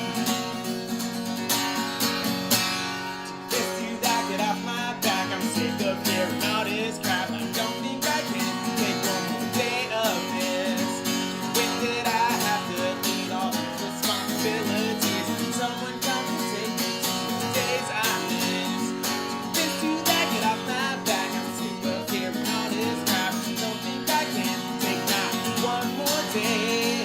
When did I have to meet all these responsibilities? Someone come and take me back to yesterday.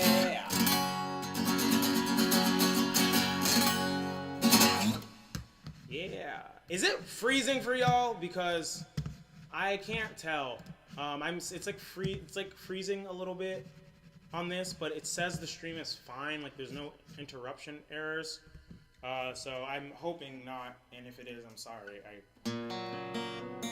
It just started like during that song. It got really bad out of nowhere.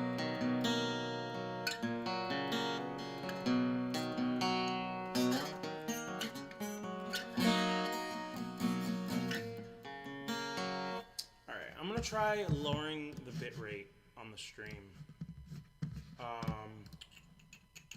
Let's see. Oh, the bitrate's a little high. Why is it so high? All right. Well, there we go. All right. Hopefully that will help.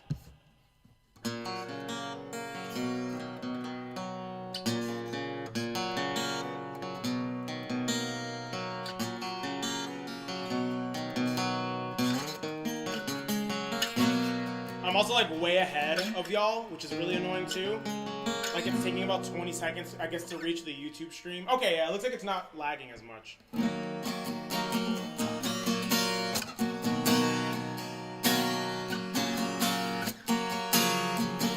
Yeah, so before I started this stream, for some reason OBS, which is the software, kept crashing.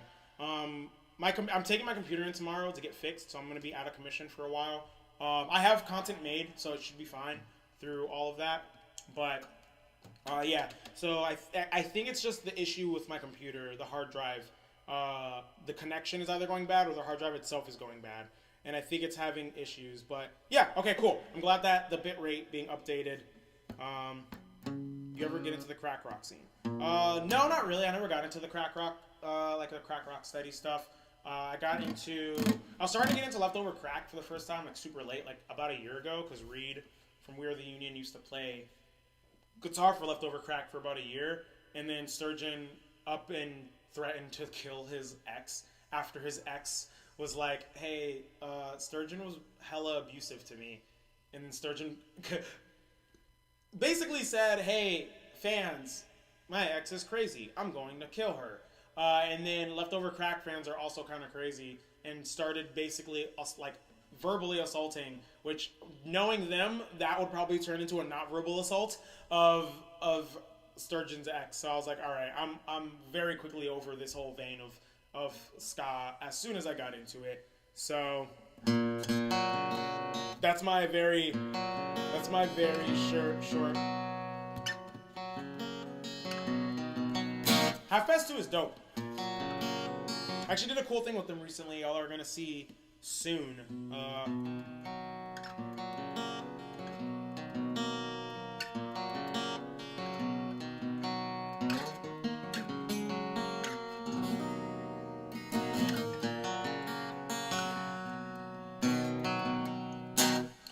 don't even know what that is. That's just like a thing I wrote, and I've never Never like done anything with it. I might make it into a song soon. It's very like country emo.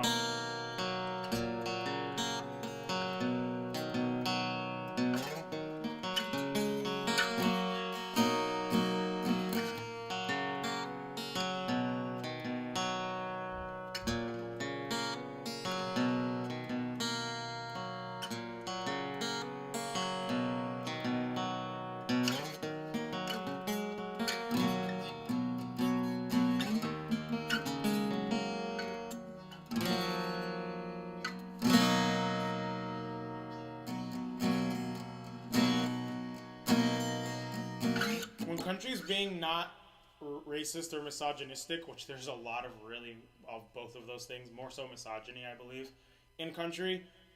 Country fucking slaps. So good. I really love it. It's not like a thing that I'm like every day. I'm like, oh, I want to listen to some country. But whenever it's like country that is just not bigoted in a lot of ways, I love country. I love writing country more so than I love listening to it. If someone ever hired me to write country, I'd be like, ooh, this is like a field I want to dive into and do. That's why I like that riff so much.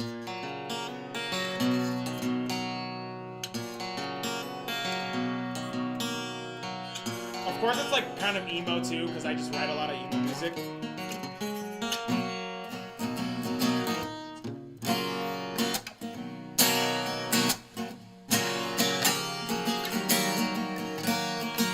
That's just straight up emo at that point. Alright.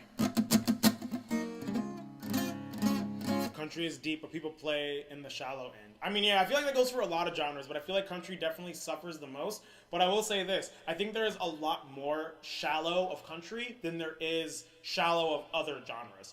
And because of that, it's so hard for people to get into it. And there's also just a heavy association with a lot of negative things people don't want to fuck with, which it definitely is totally fair. And not fair, but understandable of why people don't fuck with country more than they should, because they just don't, like, why would they want to get into something where everything they perceive, like, so much bullshit of it, you know? What type of headphones do I use / recommend? For recording, I have Audio Technicas. They're just like, I don't know, $40 or some shit like that. They work. I don't think they're the greatest headphones in the world, but, like, they work. I have a pair of Cost Porta Pros if you're going for listening to music. The Porta Pros are like $75, lifetime warranty, so if they break, you ship them back with $10. They will fix them and send you a new pair or whatever. So I've been using those for 10 years. And yeah, they're awesome. They're super great, super awesome quality. My only complaint is they do not, they're not noise canceling. But I don't like earbuds. I like quality in music, and I don't think earbuds can just have quality, honestly. So I like headphones that like go over the head. Also, my ears are like shaped weird, so like earbuds don't ever fit in my ear anyway, or AirPods, whatever you want to call them, earpods. You a fan of Pup? Of course, I'm a fan of Pup. I literally have like a pup thing, 2 Pup things on the wall right here.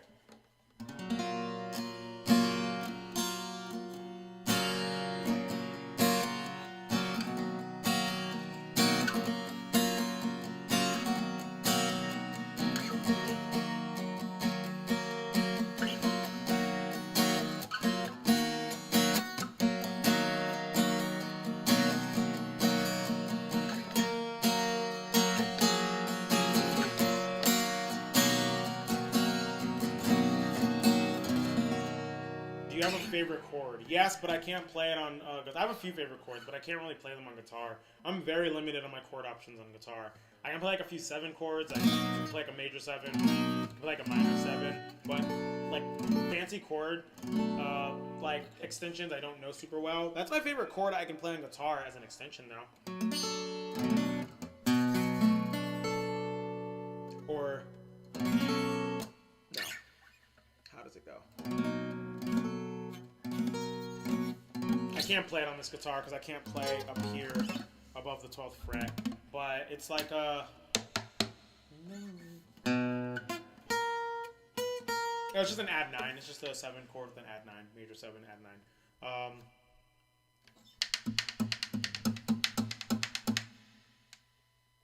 Do you like Idols?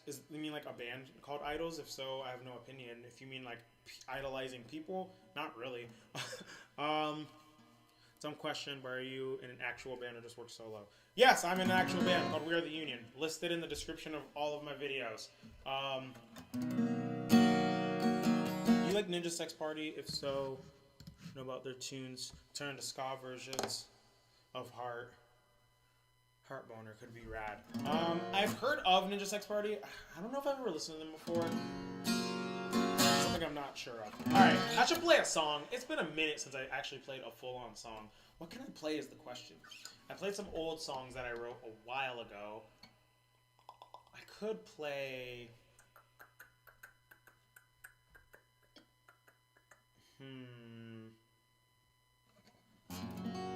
What could I play?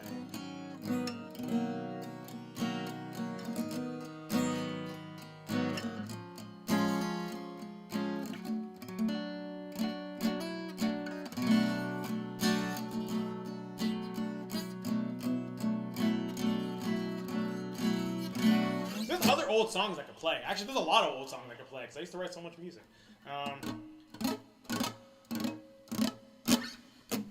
Zebrahead is like, they're dope people. So We Are the Union played with Zebrahead. That was actually like the last We Are the Union show we played was with Zebrahead.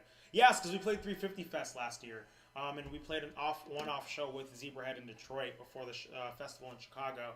Zebrahead are like amazing people, and they have like a very like nostalgic like sound in my heart. But like, other than that, it's just like, I don't even know like how to even say my feeling about Zebrahead, like the rap metal 90s pop punk thing. Like, it's just so interesting. That's the best word I can put for it. Interesting.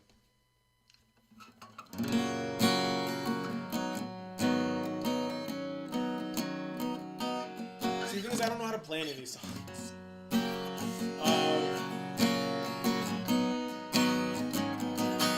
I can't really like play KK Cruisin'. I don't even remember how to even play that. I covered it a long, long time ago. Please name the horns you can play. I kind of went over this earlier. Like, I don't know what you see. I guess like what I guess it all depends on what your constitution is on what you is considering being able to play an instrument. Like, I understand the fundamentals of brass. I know how to make a sound on brass. I know how the valves work. So technically, I guess I can play French horn, but will I call myself a French horn player? No, because I don't understand. One, I can't get a good sound. Two, I don't understand the nuances of playing that instrument. I mean, same thing kind of goes for like tuba. Like, I can play music on tuba straight. I can read music on tuba. I can make a sound, but like I'm not a tuba player because I've never like sat down and like learned the nuances of playing tuba. So like, would I call myself a tuba player? Not really. Could I play tuba? Yeah, I guess. But like, and that's such a weird question to me, honestly. I can never give a solid answer. I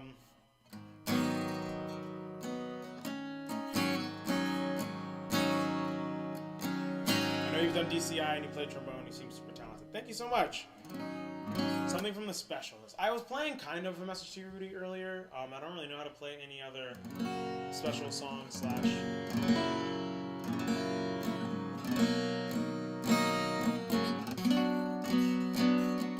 Yeah, for someone who plays so many covers, I am very not good at playing covers. Do I know Samuel Crawford? Of course I know Samuel Crawford. He was my drum major 2 years, 16 and 17. Dope human being. Ooh, okay. I'm just going through Spotify now. See what I could play. I can attempt to play. Oh no, I'm not going to attempt to play that. What can I play? I think I've burnt through my arsenal of songs that I could like just play on the fly.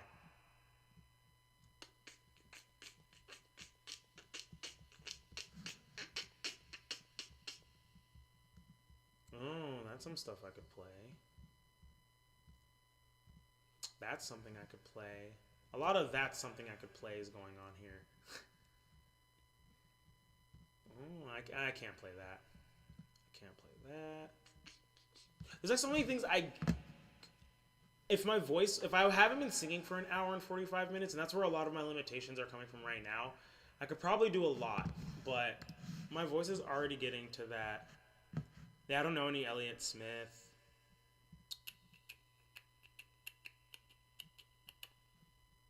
Oh, it's quiet because I'm leaning forward.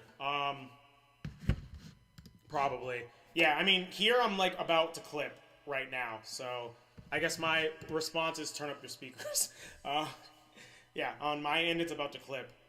I don't know what to do about that. On my end it's about to clip. If I turn up any louder, it's just going to be clipping and distorted. So, do I know Freebird?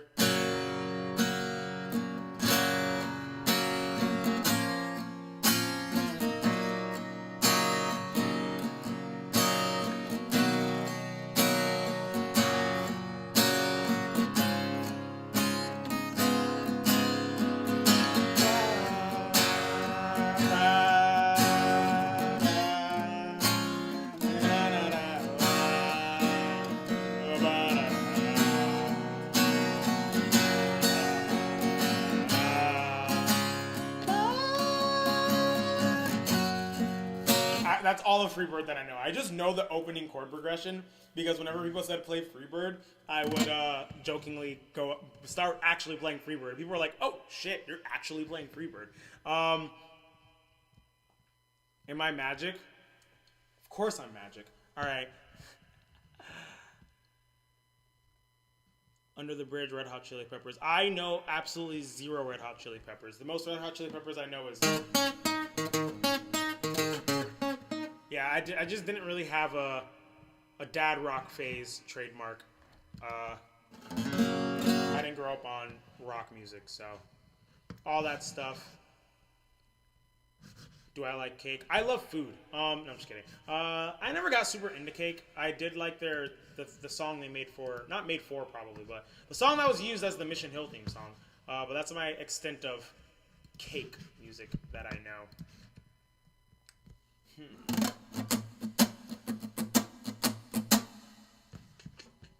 Probably gonna end this stream soon because I just can't think of what to play right now. I mean, I could play like a bunch of old songs that I've written. I could do that, or old songs from my old band. Not necessarily songs that I've written, but I already played Retirement Party. Yeah, I mean, I've been streaming for 2 hours just playing music, so I've played through so much that I could play. Any ska you can play out of the blue? Not necessarily. I don't think so. I'm trying to think. What's a ska song I could play out of the blue?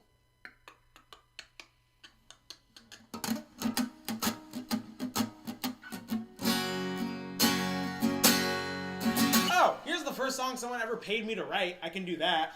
My friend Gabrielle paid me because I had a job. I was flipping bacon before I started Staff 2 Network full time. And they were cutting my hours a lot to the point where I just didn't have money for rent the next month. And so I posted on Facebook, PayPal me money and I'll write you a ska song. And my friend Gabrielle PayPal'd me. She sent me a message and she's like, write a song about me and my best friend, Eliza, and make the song about our crazy house shows that we throw, and make sure that you mention this dude who loves bears. So some weird guidelines for a song, but here it is. Gabrielle and Eliza, no surprise that you're the two coolest kids around. Gabrielle and Eliza, just to open up your eyes and see that you're the coolest kids in town. Gabrielle and Eliza, just to open up your eyes and see that you're the coolest kids I know. Gabrielle and Eliza, and it comes as no surprise, I'm so glad that we met at the show. Staying up all night until 3 or 4, eating chips and salsa off Eliza's floor. Well, holy shit, finished the show 8 hours ago. The backyard is on fire and the bathroom line is slow. I'm really confused, but there's only one fact, and that's we would be so proud. Or maybe not because you're not a bear, and if you were, I feel like you give people a scare. Gabrielle and Eliza, and it comes as no surprise that you're the two coolest kids around. Gabrielle and Eliza, just to open up your eyes and see that you're the coolest kids in town. Gabrielle and Eliza, and it comes as no surprise that you're the two coolest kids I know. Gabrielle and Eliza, just to open up your eyes and get proud that we met at the show. Oh, oh.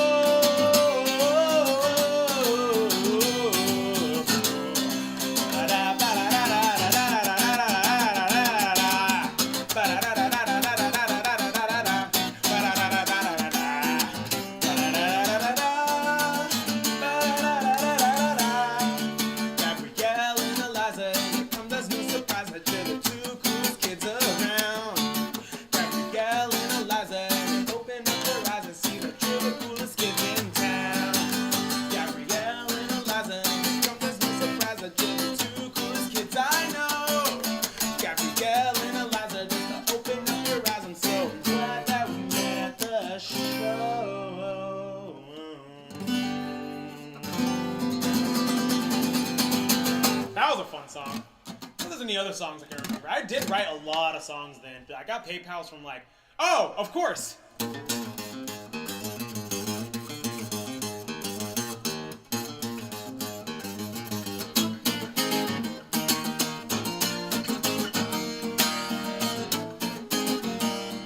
haven't played this one since I wrote it, so. Hey, rude boy, yeah, I'm talking to you. Grab a seat, learn a thing or two. We got the coolest songs and the thickest muse. Every piece of content that lies in between. Who the hell said Sky is dead? We need to get that nonsense out of your head. Support your local band and those on the road. Skate to the beat of bands and new and old. What do you know about ska punk? What do you wanna know? What do you know about ska punk? What do you wanna know? Ba-da-da, ba-da-ba, ba-ba-ba-ba-ba-da-ba-da-ba-ba,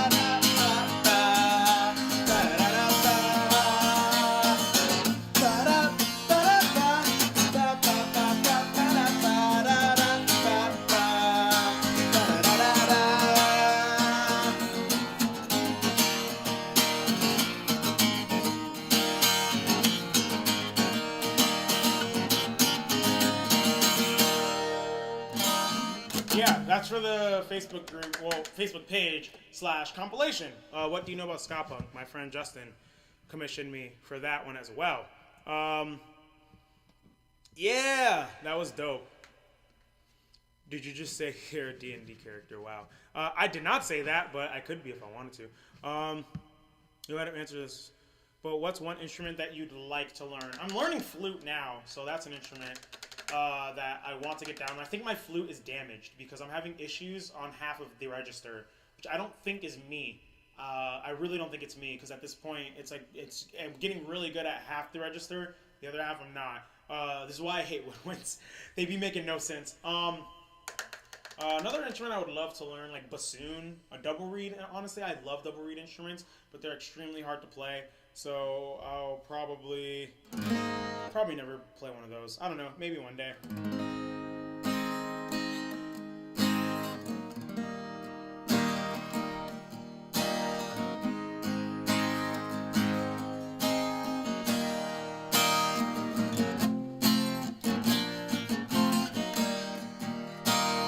Alright, I'm gonna play another old song from my old ska band from high school.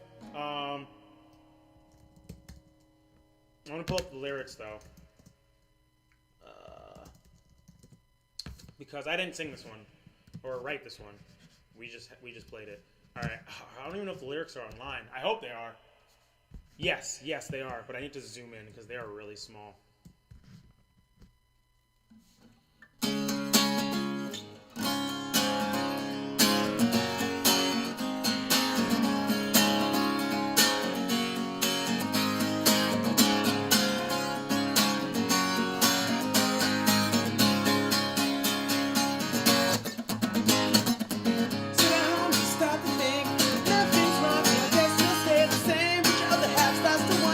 How you be, try a bit harder.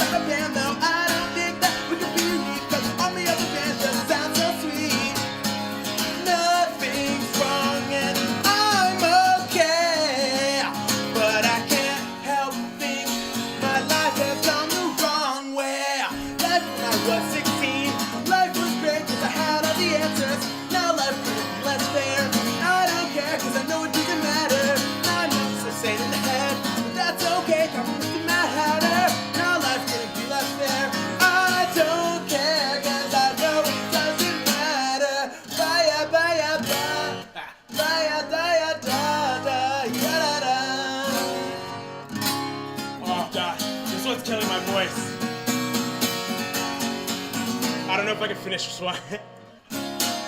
Nothing's wrong and I'm okay, but I can't help think my life has gone the wrong way.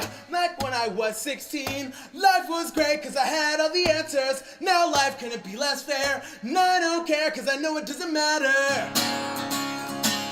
I don't care cause I know it doesn't matter. That's okay, cause it doesn't matter. I don't care cause I know it doesn't matter. I don't care cause I know it doesn't matter. I don't care cause I know it doesn't matter. That's okay, cause it doesn't matter. Oh, there's that. Oh. Whew. Whew.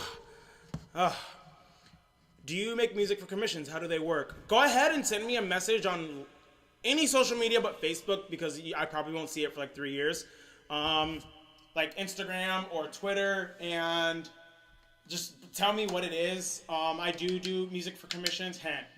I do music for commission, but yeah. From there I can I just don't want to post my email because I already get enough random emails from people who are like trying to scam me or just do whatever. So yeah, and then from there we can go forward. But yeah, I do write music. I'm setting up a website soon where I can get direct contact from that I'm getting set up soon. I have a friend, so yeah. Loved your commentary about Party at Ground Zero. I completely agreed. It's a critique of authoritarian superpowers who are pushing the military industrial complexes to the edge of war. Yep. What a great underrated song. I wish that was the song people thought about when it came to ska music. Fishbone definitely hit early, but also if it wasn't for Fishbone, 90s ska wouldn't have hit at all. So they walked so third wave ska could run, honestly.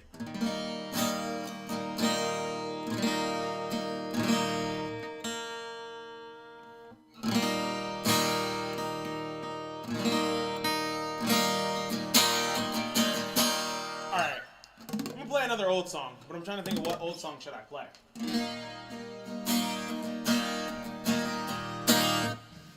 Well, since I have the lyrics up from here, let me look at what other songs there are.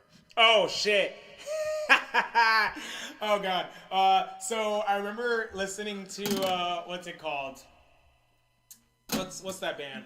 Propaganda's Ska Sucks and ASOB's Go Ska, and I loved the talking shit on ska while also being a really ska song trope. So I wrote this song. I wrote this in high school as well.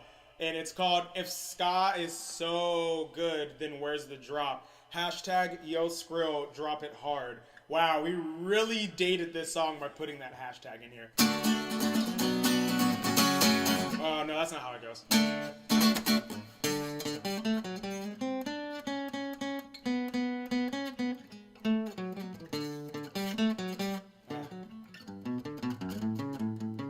There it is.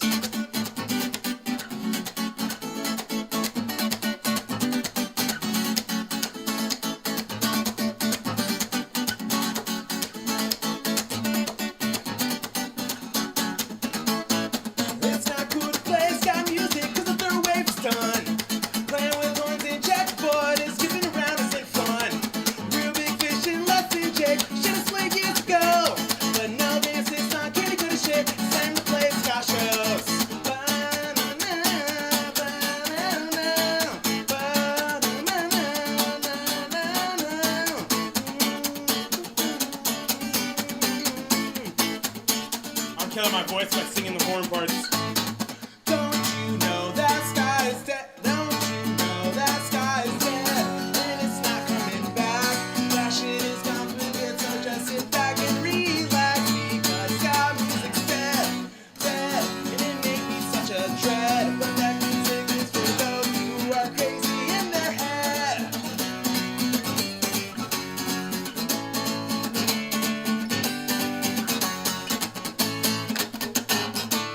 That's the song. It's very short. I forgot I wrote that. That's so funny. All right. I played that song earlier. Espionage. Oh, the lyrics aren't up for this one. Oh, dang. That was a fun one. It was like a two-tone song that we had written. What are your contributions to the Steven Universe movie soundtrack? I recorded brass pretty much all over. By all over, I mean on 3 tracks. There's not that much brass in that movie's soundtrack.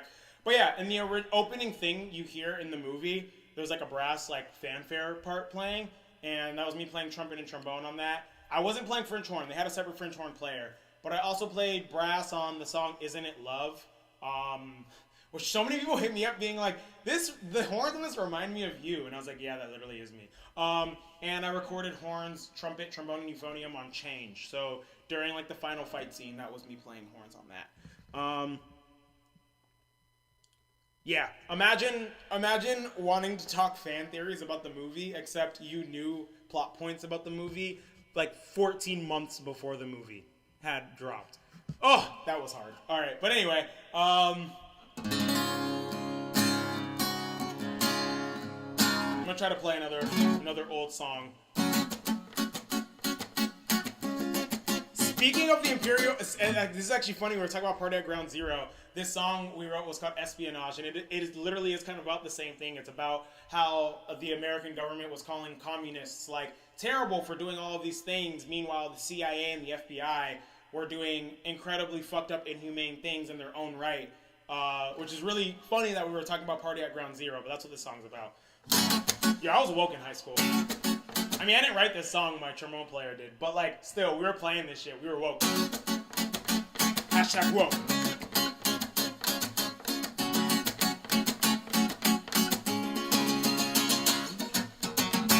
CIA and the KGB, well, it's all the same to me. Breaking legs, smashing throats, cutting limbs off for the world to see. It was your last time press, you begging for a chance. Rushing to the USA could put you in a trance. Creeping through the night, in the shadows they will hide. Isn't it plain to see that our freedom is not free? Oh God, I dropped my pick. Trench coat, knife in hand, don't you people understand? ESP, alleyways, dark at night, killing people feel so right. ESP, men, women, stage a coup, watch your back, they kill you too. ESP, quick to no despair, they will kill you with no care. ESP, children, don't you grin, you're all safe because of sin. Isn't it plain to see that our freedom is not free? Ba ba ba ba da da da da. Ba ba da ba ba ba da da da da. Ba ba da ba ba ba da da da da. Ba ba da ba ba ba da da da. Ba ba ba ba da ba ya da. Ba ba ba ba ba ba ba ba ba ba.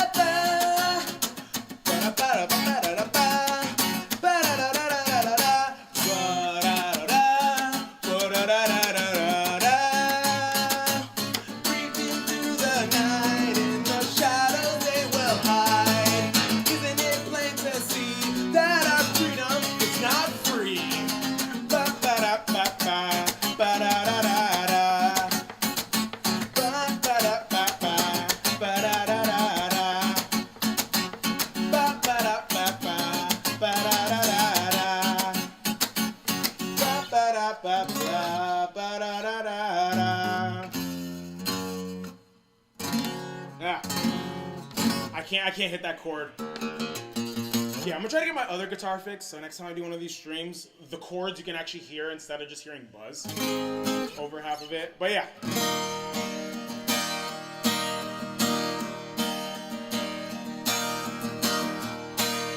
Alright, I'm gonna attempt a song that I think I can do.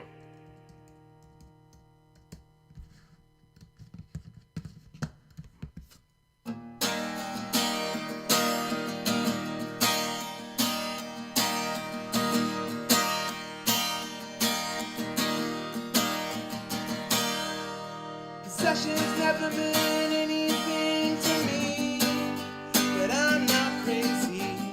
That's not true, I've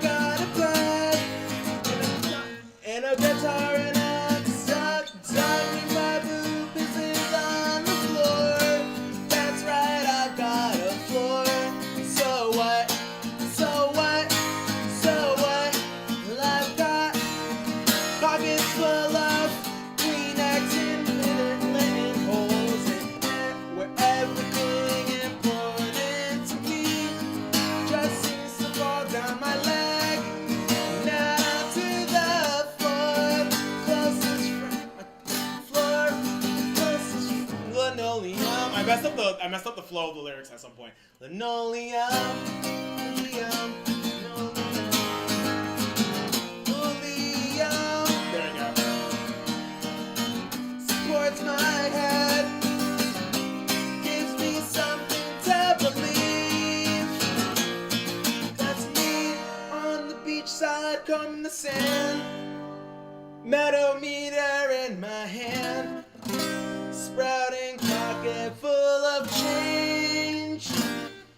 That's me, violin in my chin, playing with the grin. That's me on the back of oh God. Oh, singing gibberish. That's me on the back. Okay, I don't remember the song after that point. Yeah, for my whole life, I thought that was a Streetlight Manifesto original, and then I found out that was a NoFX cover, which, because I think I had torrented or downloaded illegally. I just didn't have the record to it before I knew about it, but yeah, that's as far as I can get. That's as far as I can get into that. Oh gosh, I could not. I can try Skyscraper, but I need the chords for that one. I have that. Now that's a song. Oh, not Demi Lovato. God damn it. All right. Bad Religion. That's a song that I have truly probably not heard in about 10 years. Like either version. Build me up. I don't even know how it goes. I just remember like a skyscraper. And tear down these joining walls. I'm not gonna try this. I don't even remember how it goes, like musically, how it goes. Yo, the new Jeff Rosenstock might be my favorite Jeff release of all time. I really, really, really love it. Wonder if I can play some Jeff. I can't figure out Jeff Rosenstock. His stuff's not easy to play. Skyscraper next time. I will do my research. I will learn. So by the way, for those all 39 watching, I do Twitch streams regularly.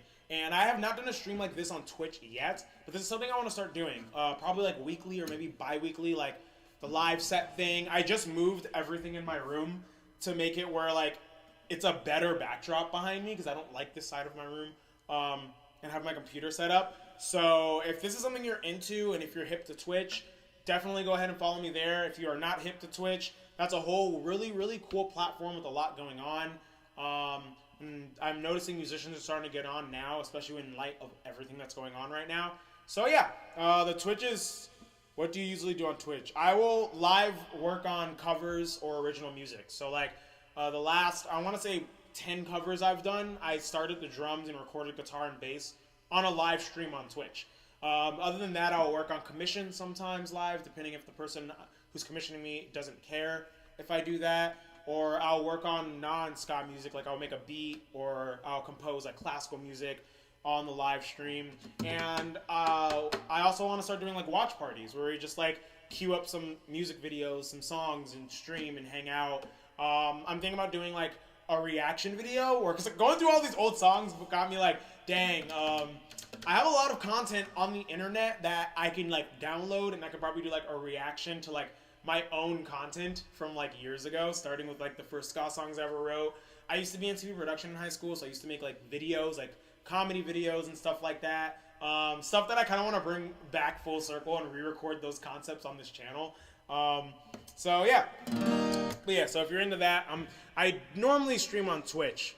What got me into ska? I said it earlier. I got into ska from, what's it called? The Digimon movie. That's what I think it's called.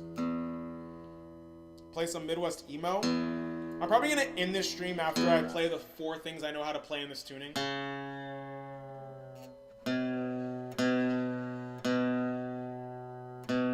on. Come on, you're almost there. There we go.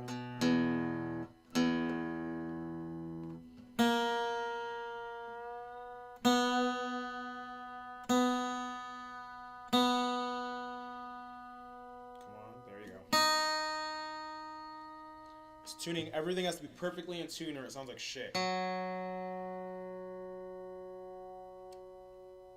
we go.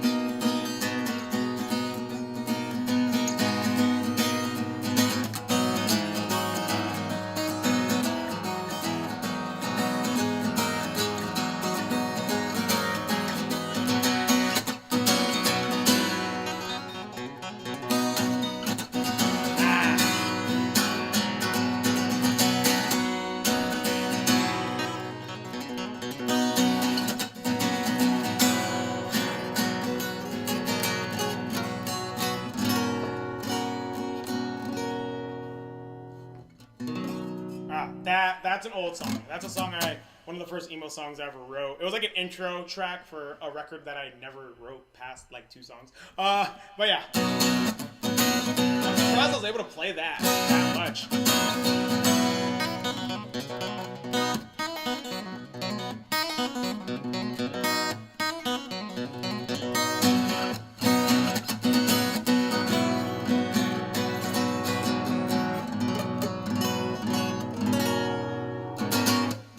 Process of writing out a request for you with a theme song to D&D game anime, then I realized how ridiculous that sounds.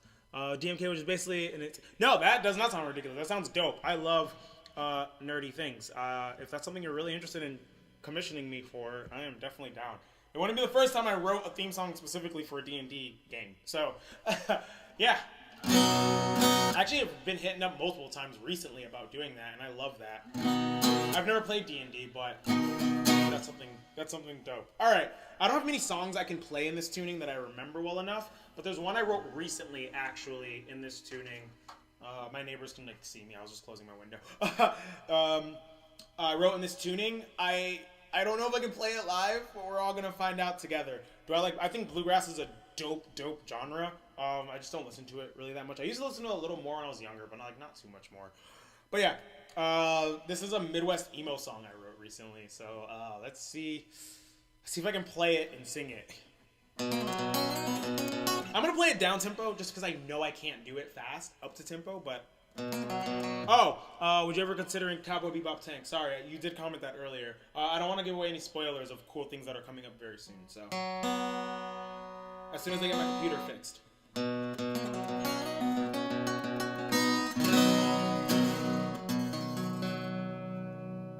Hold on, something's out of tune.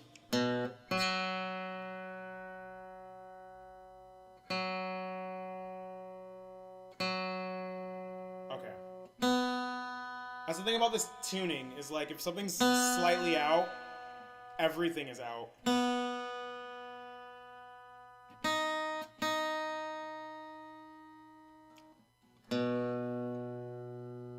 How is everything out already? I just started playing.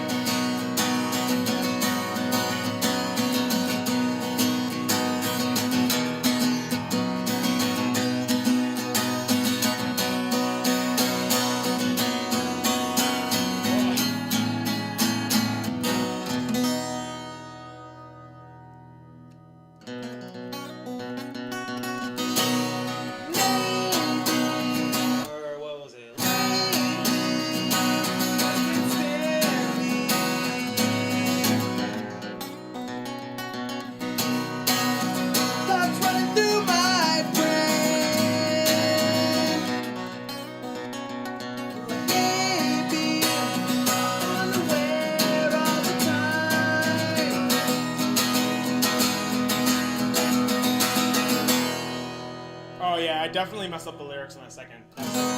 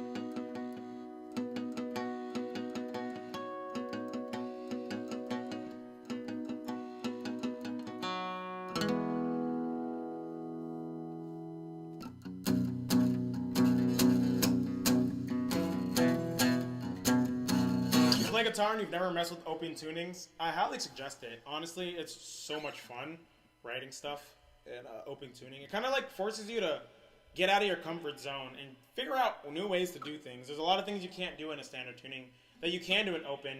And since I started learning how to write in open, my parts in standard have gotten better. So people sometimes ask me what tuning I'm in when I'm playing in standard now.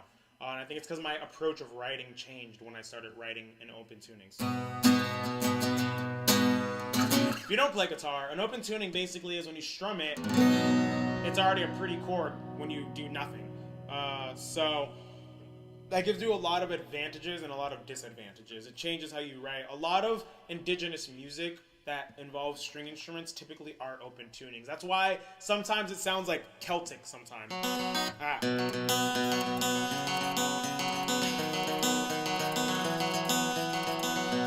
That's why you get that kind of like Celtic vibes a lot. I know a lot of like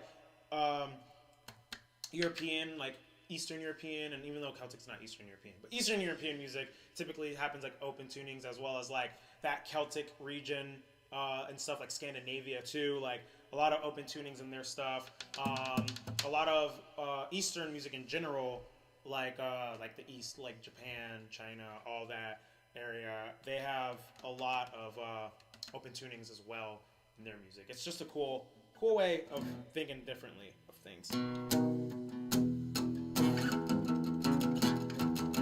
I used to know how to play a bunch of music. I used to only write in open tuning for a while, so I'm trying to think if there's anything that I want to play that I can think of that I can play in open tuning. I like a math rock song I wrote once. I can try to play that, which used the motif of the first song I played. So you're gonna hear some similarities between that. Let's do this. General's theme, but ska. One day.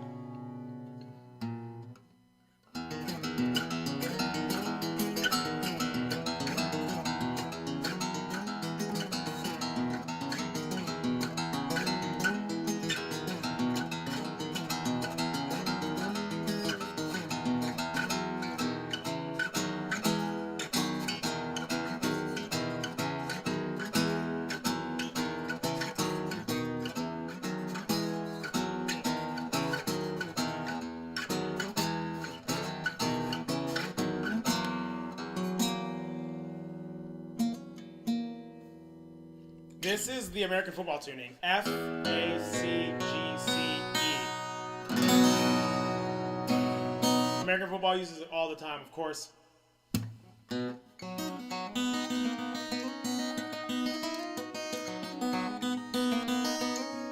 But also,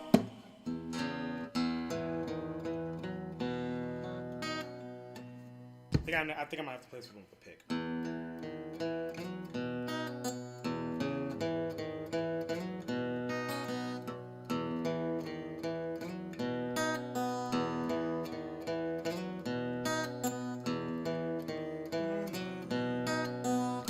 So American football uses it a lot, as well as so many other bands. This is also the tuning that I recorded this in.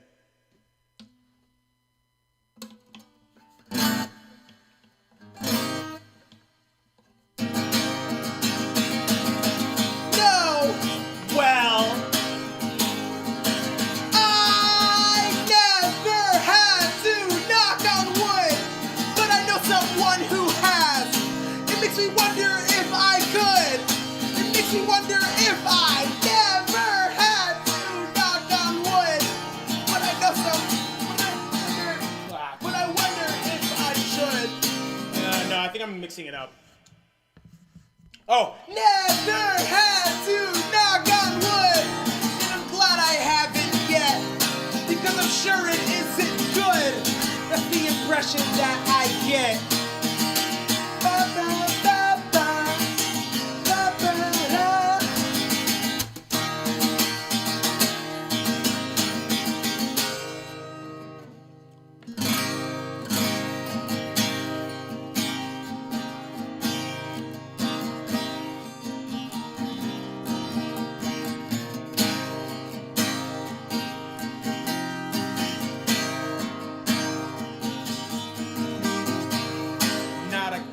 I've just never been tested. I would like to think that if I was, I would pass. Look further tested, but for something great, so I might be a coward. I'm afraid of what I might find out. Not a coward, I've just never been tested. I'd like to think that if I was, I would pass.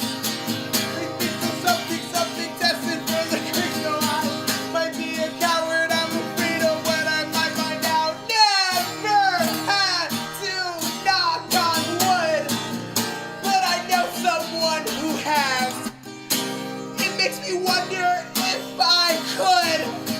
It makes me wonder if I can't do this. Oh God, what other ska song? This has become turning ska songs into Midwest emo. Yo, I hate myself. This is so dumb.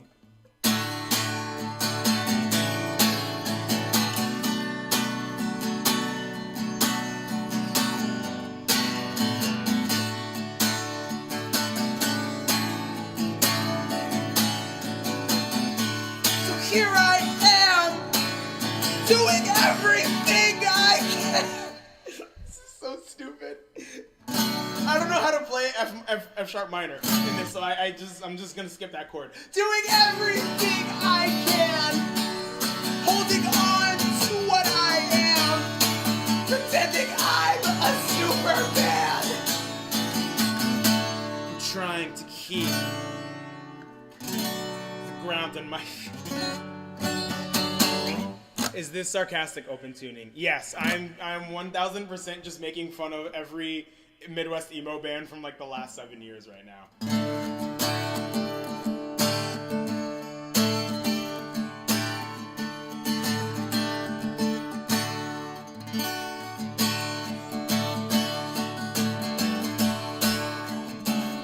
I don't think I can need a cable for this one. Let me look up the lyrics for this song because I didn't sing this cover. I think Harvey Danger did record. I think they might. I don't think they used open tuning, actually.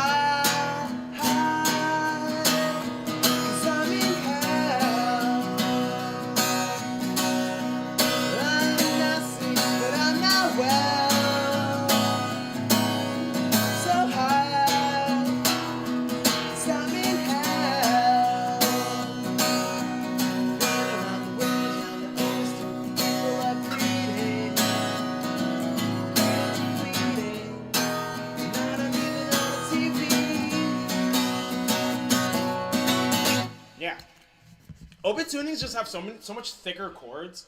It is all about how the chords are built that make them sound so much better. But you're so much more limited to how you can play those chords. Also, it's really hard for me to even find the pitches. Midwest emo, screaming and then whispering. Love it. Yeah, that's pretty much it. As long as you're in that like voice cracking range, you can get away with anything and call it Midwest emo. It's so... No, I'm just kidding. Writing emo music's not easy, honestly. Nor is singing like that while keeping your voice. It took me a while to learn how to do that. And I'm like caricaturizing it too. Not every emo band stays specifically on that like cracking frequency.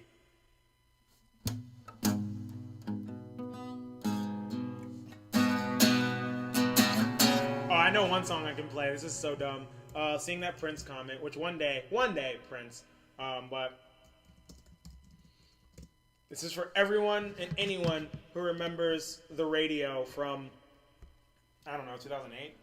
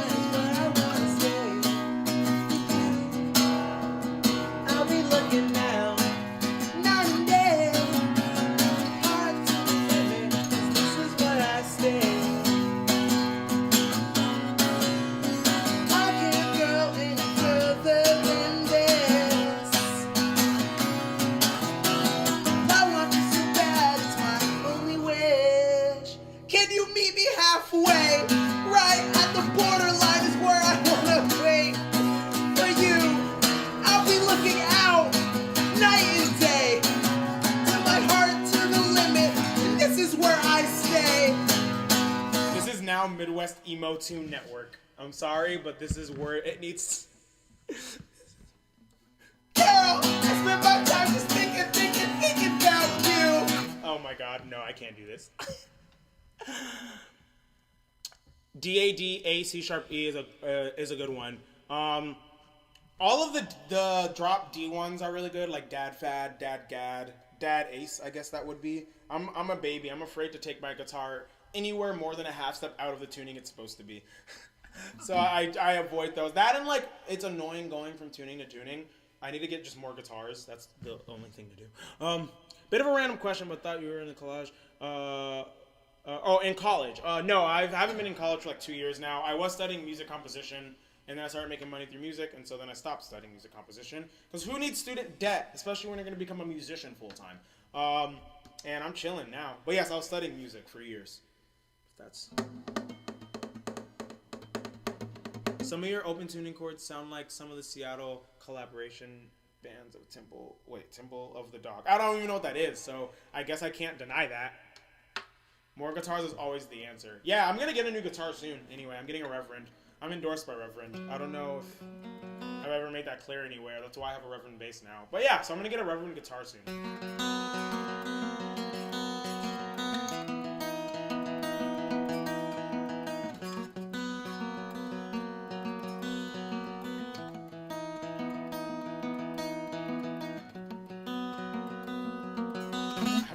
So that's an indication that this stream is going to end soon.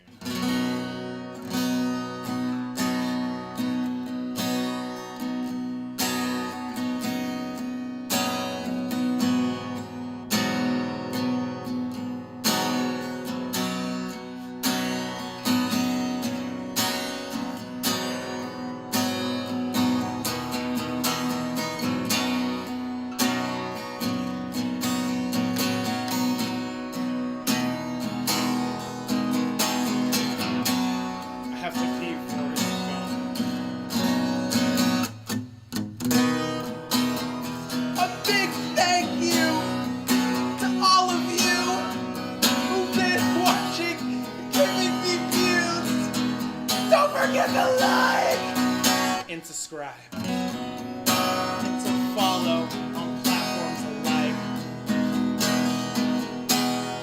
The biggest thank you to everyone on Patreon. And if you purchase merch, can't say thank you enough.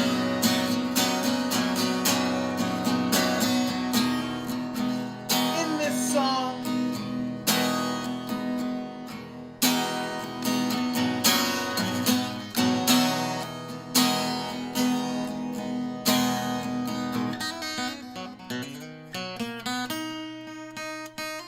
I don't know what I was saying. I was just messing around.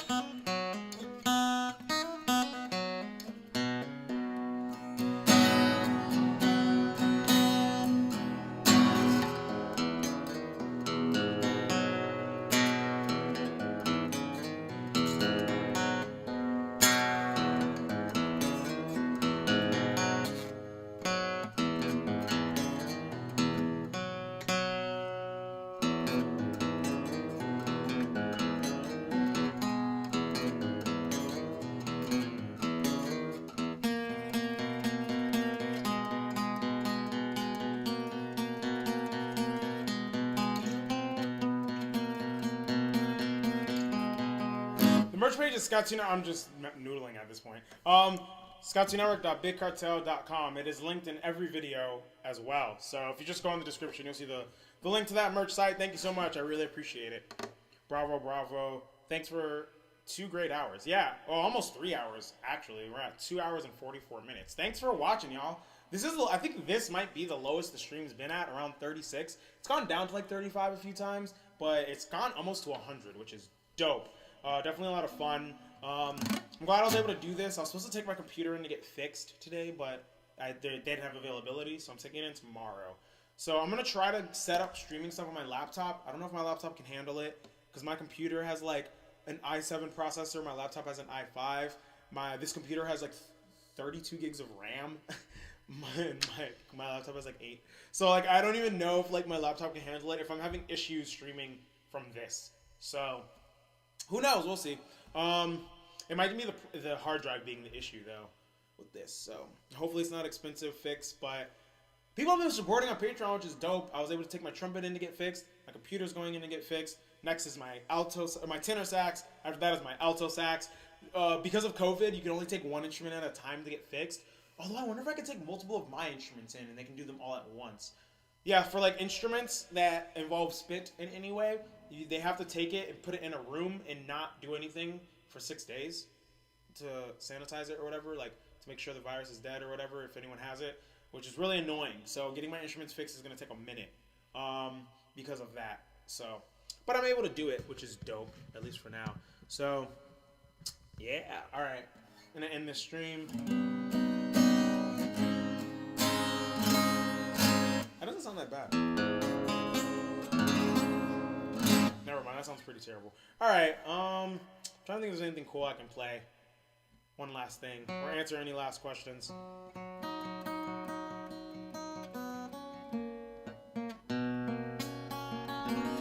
Next time, do some horn playing. Yeah, I want to do a stream that is like me playing trombone along to music or something like that. I was actually supposed to do that last week, and then I just got busy last week. I didn't stream at all. But anyway, alright, ending this stream now. I have to pee really badly. Alright.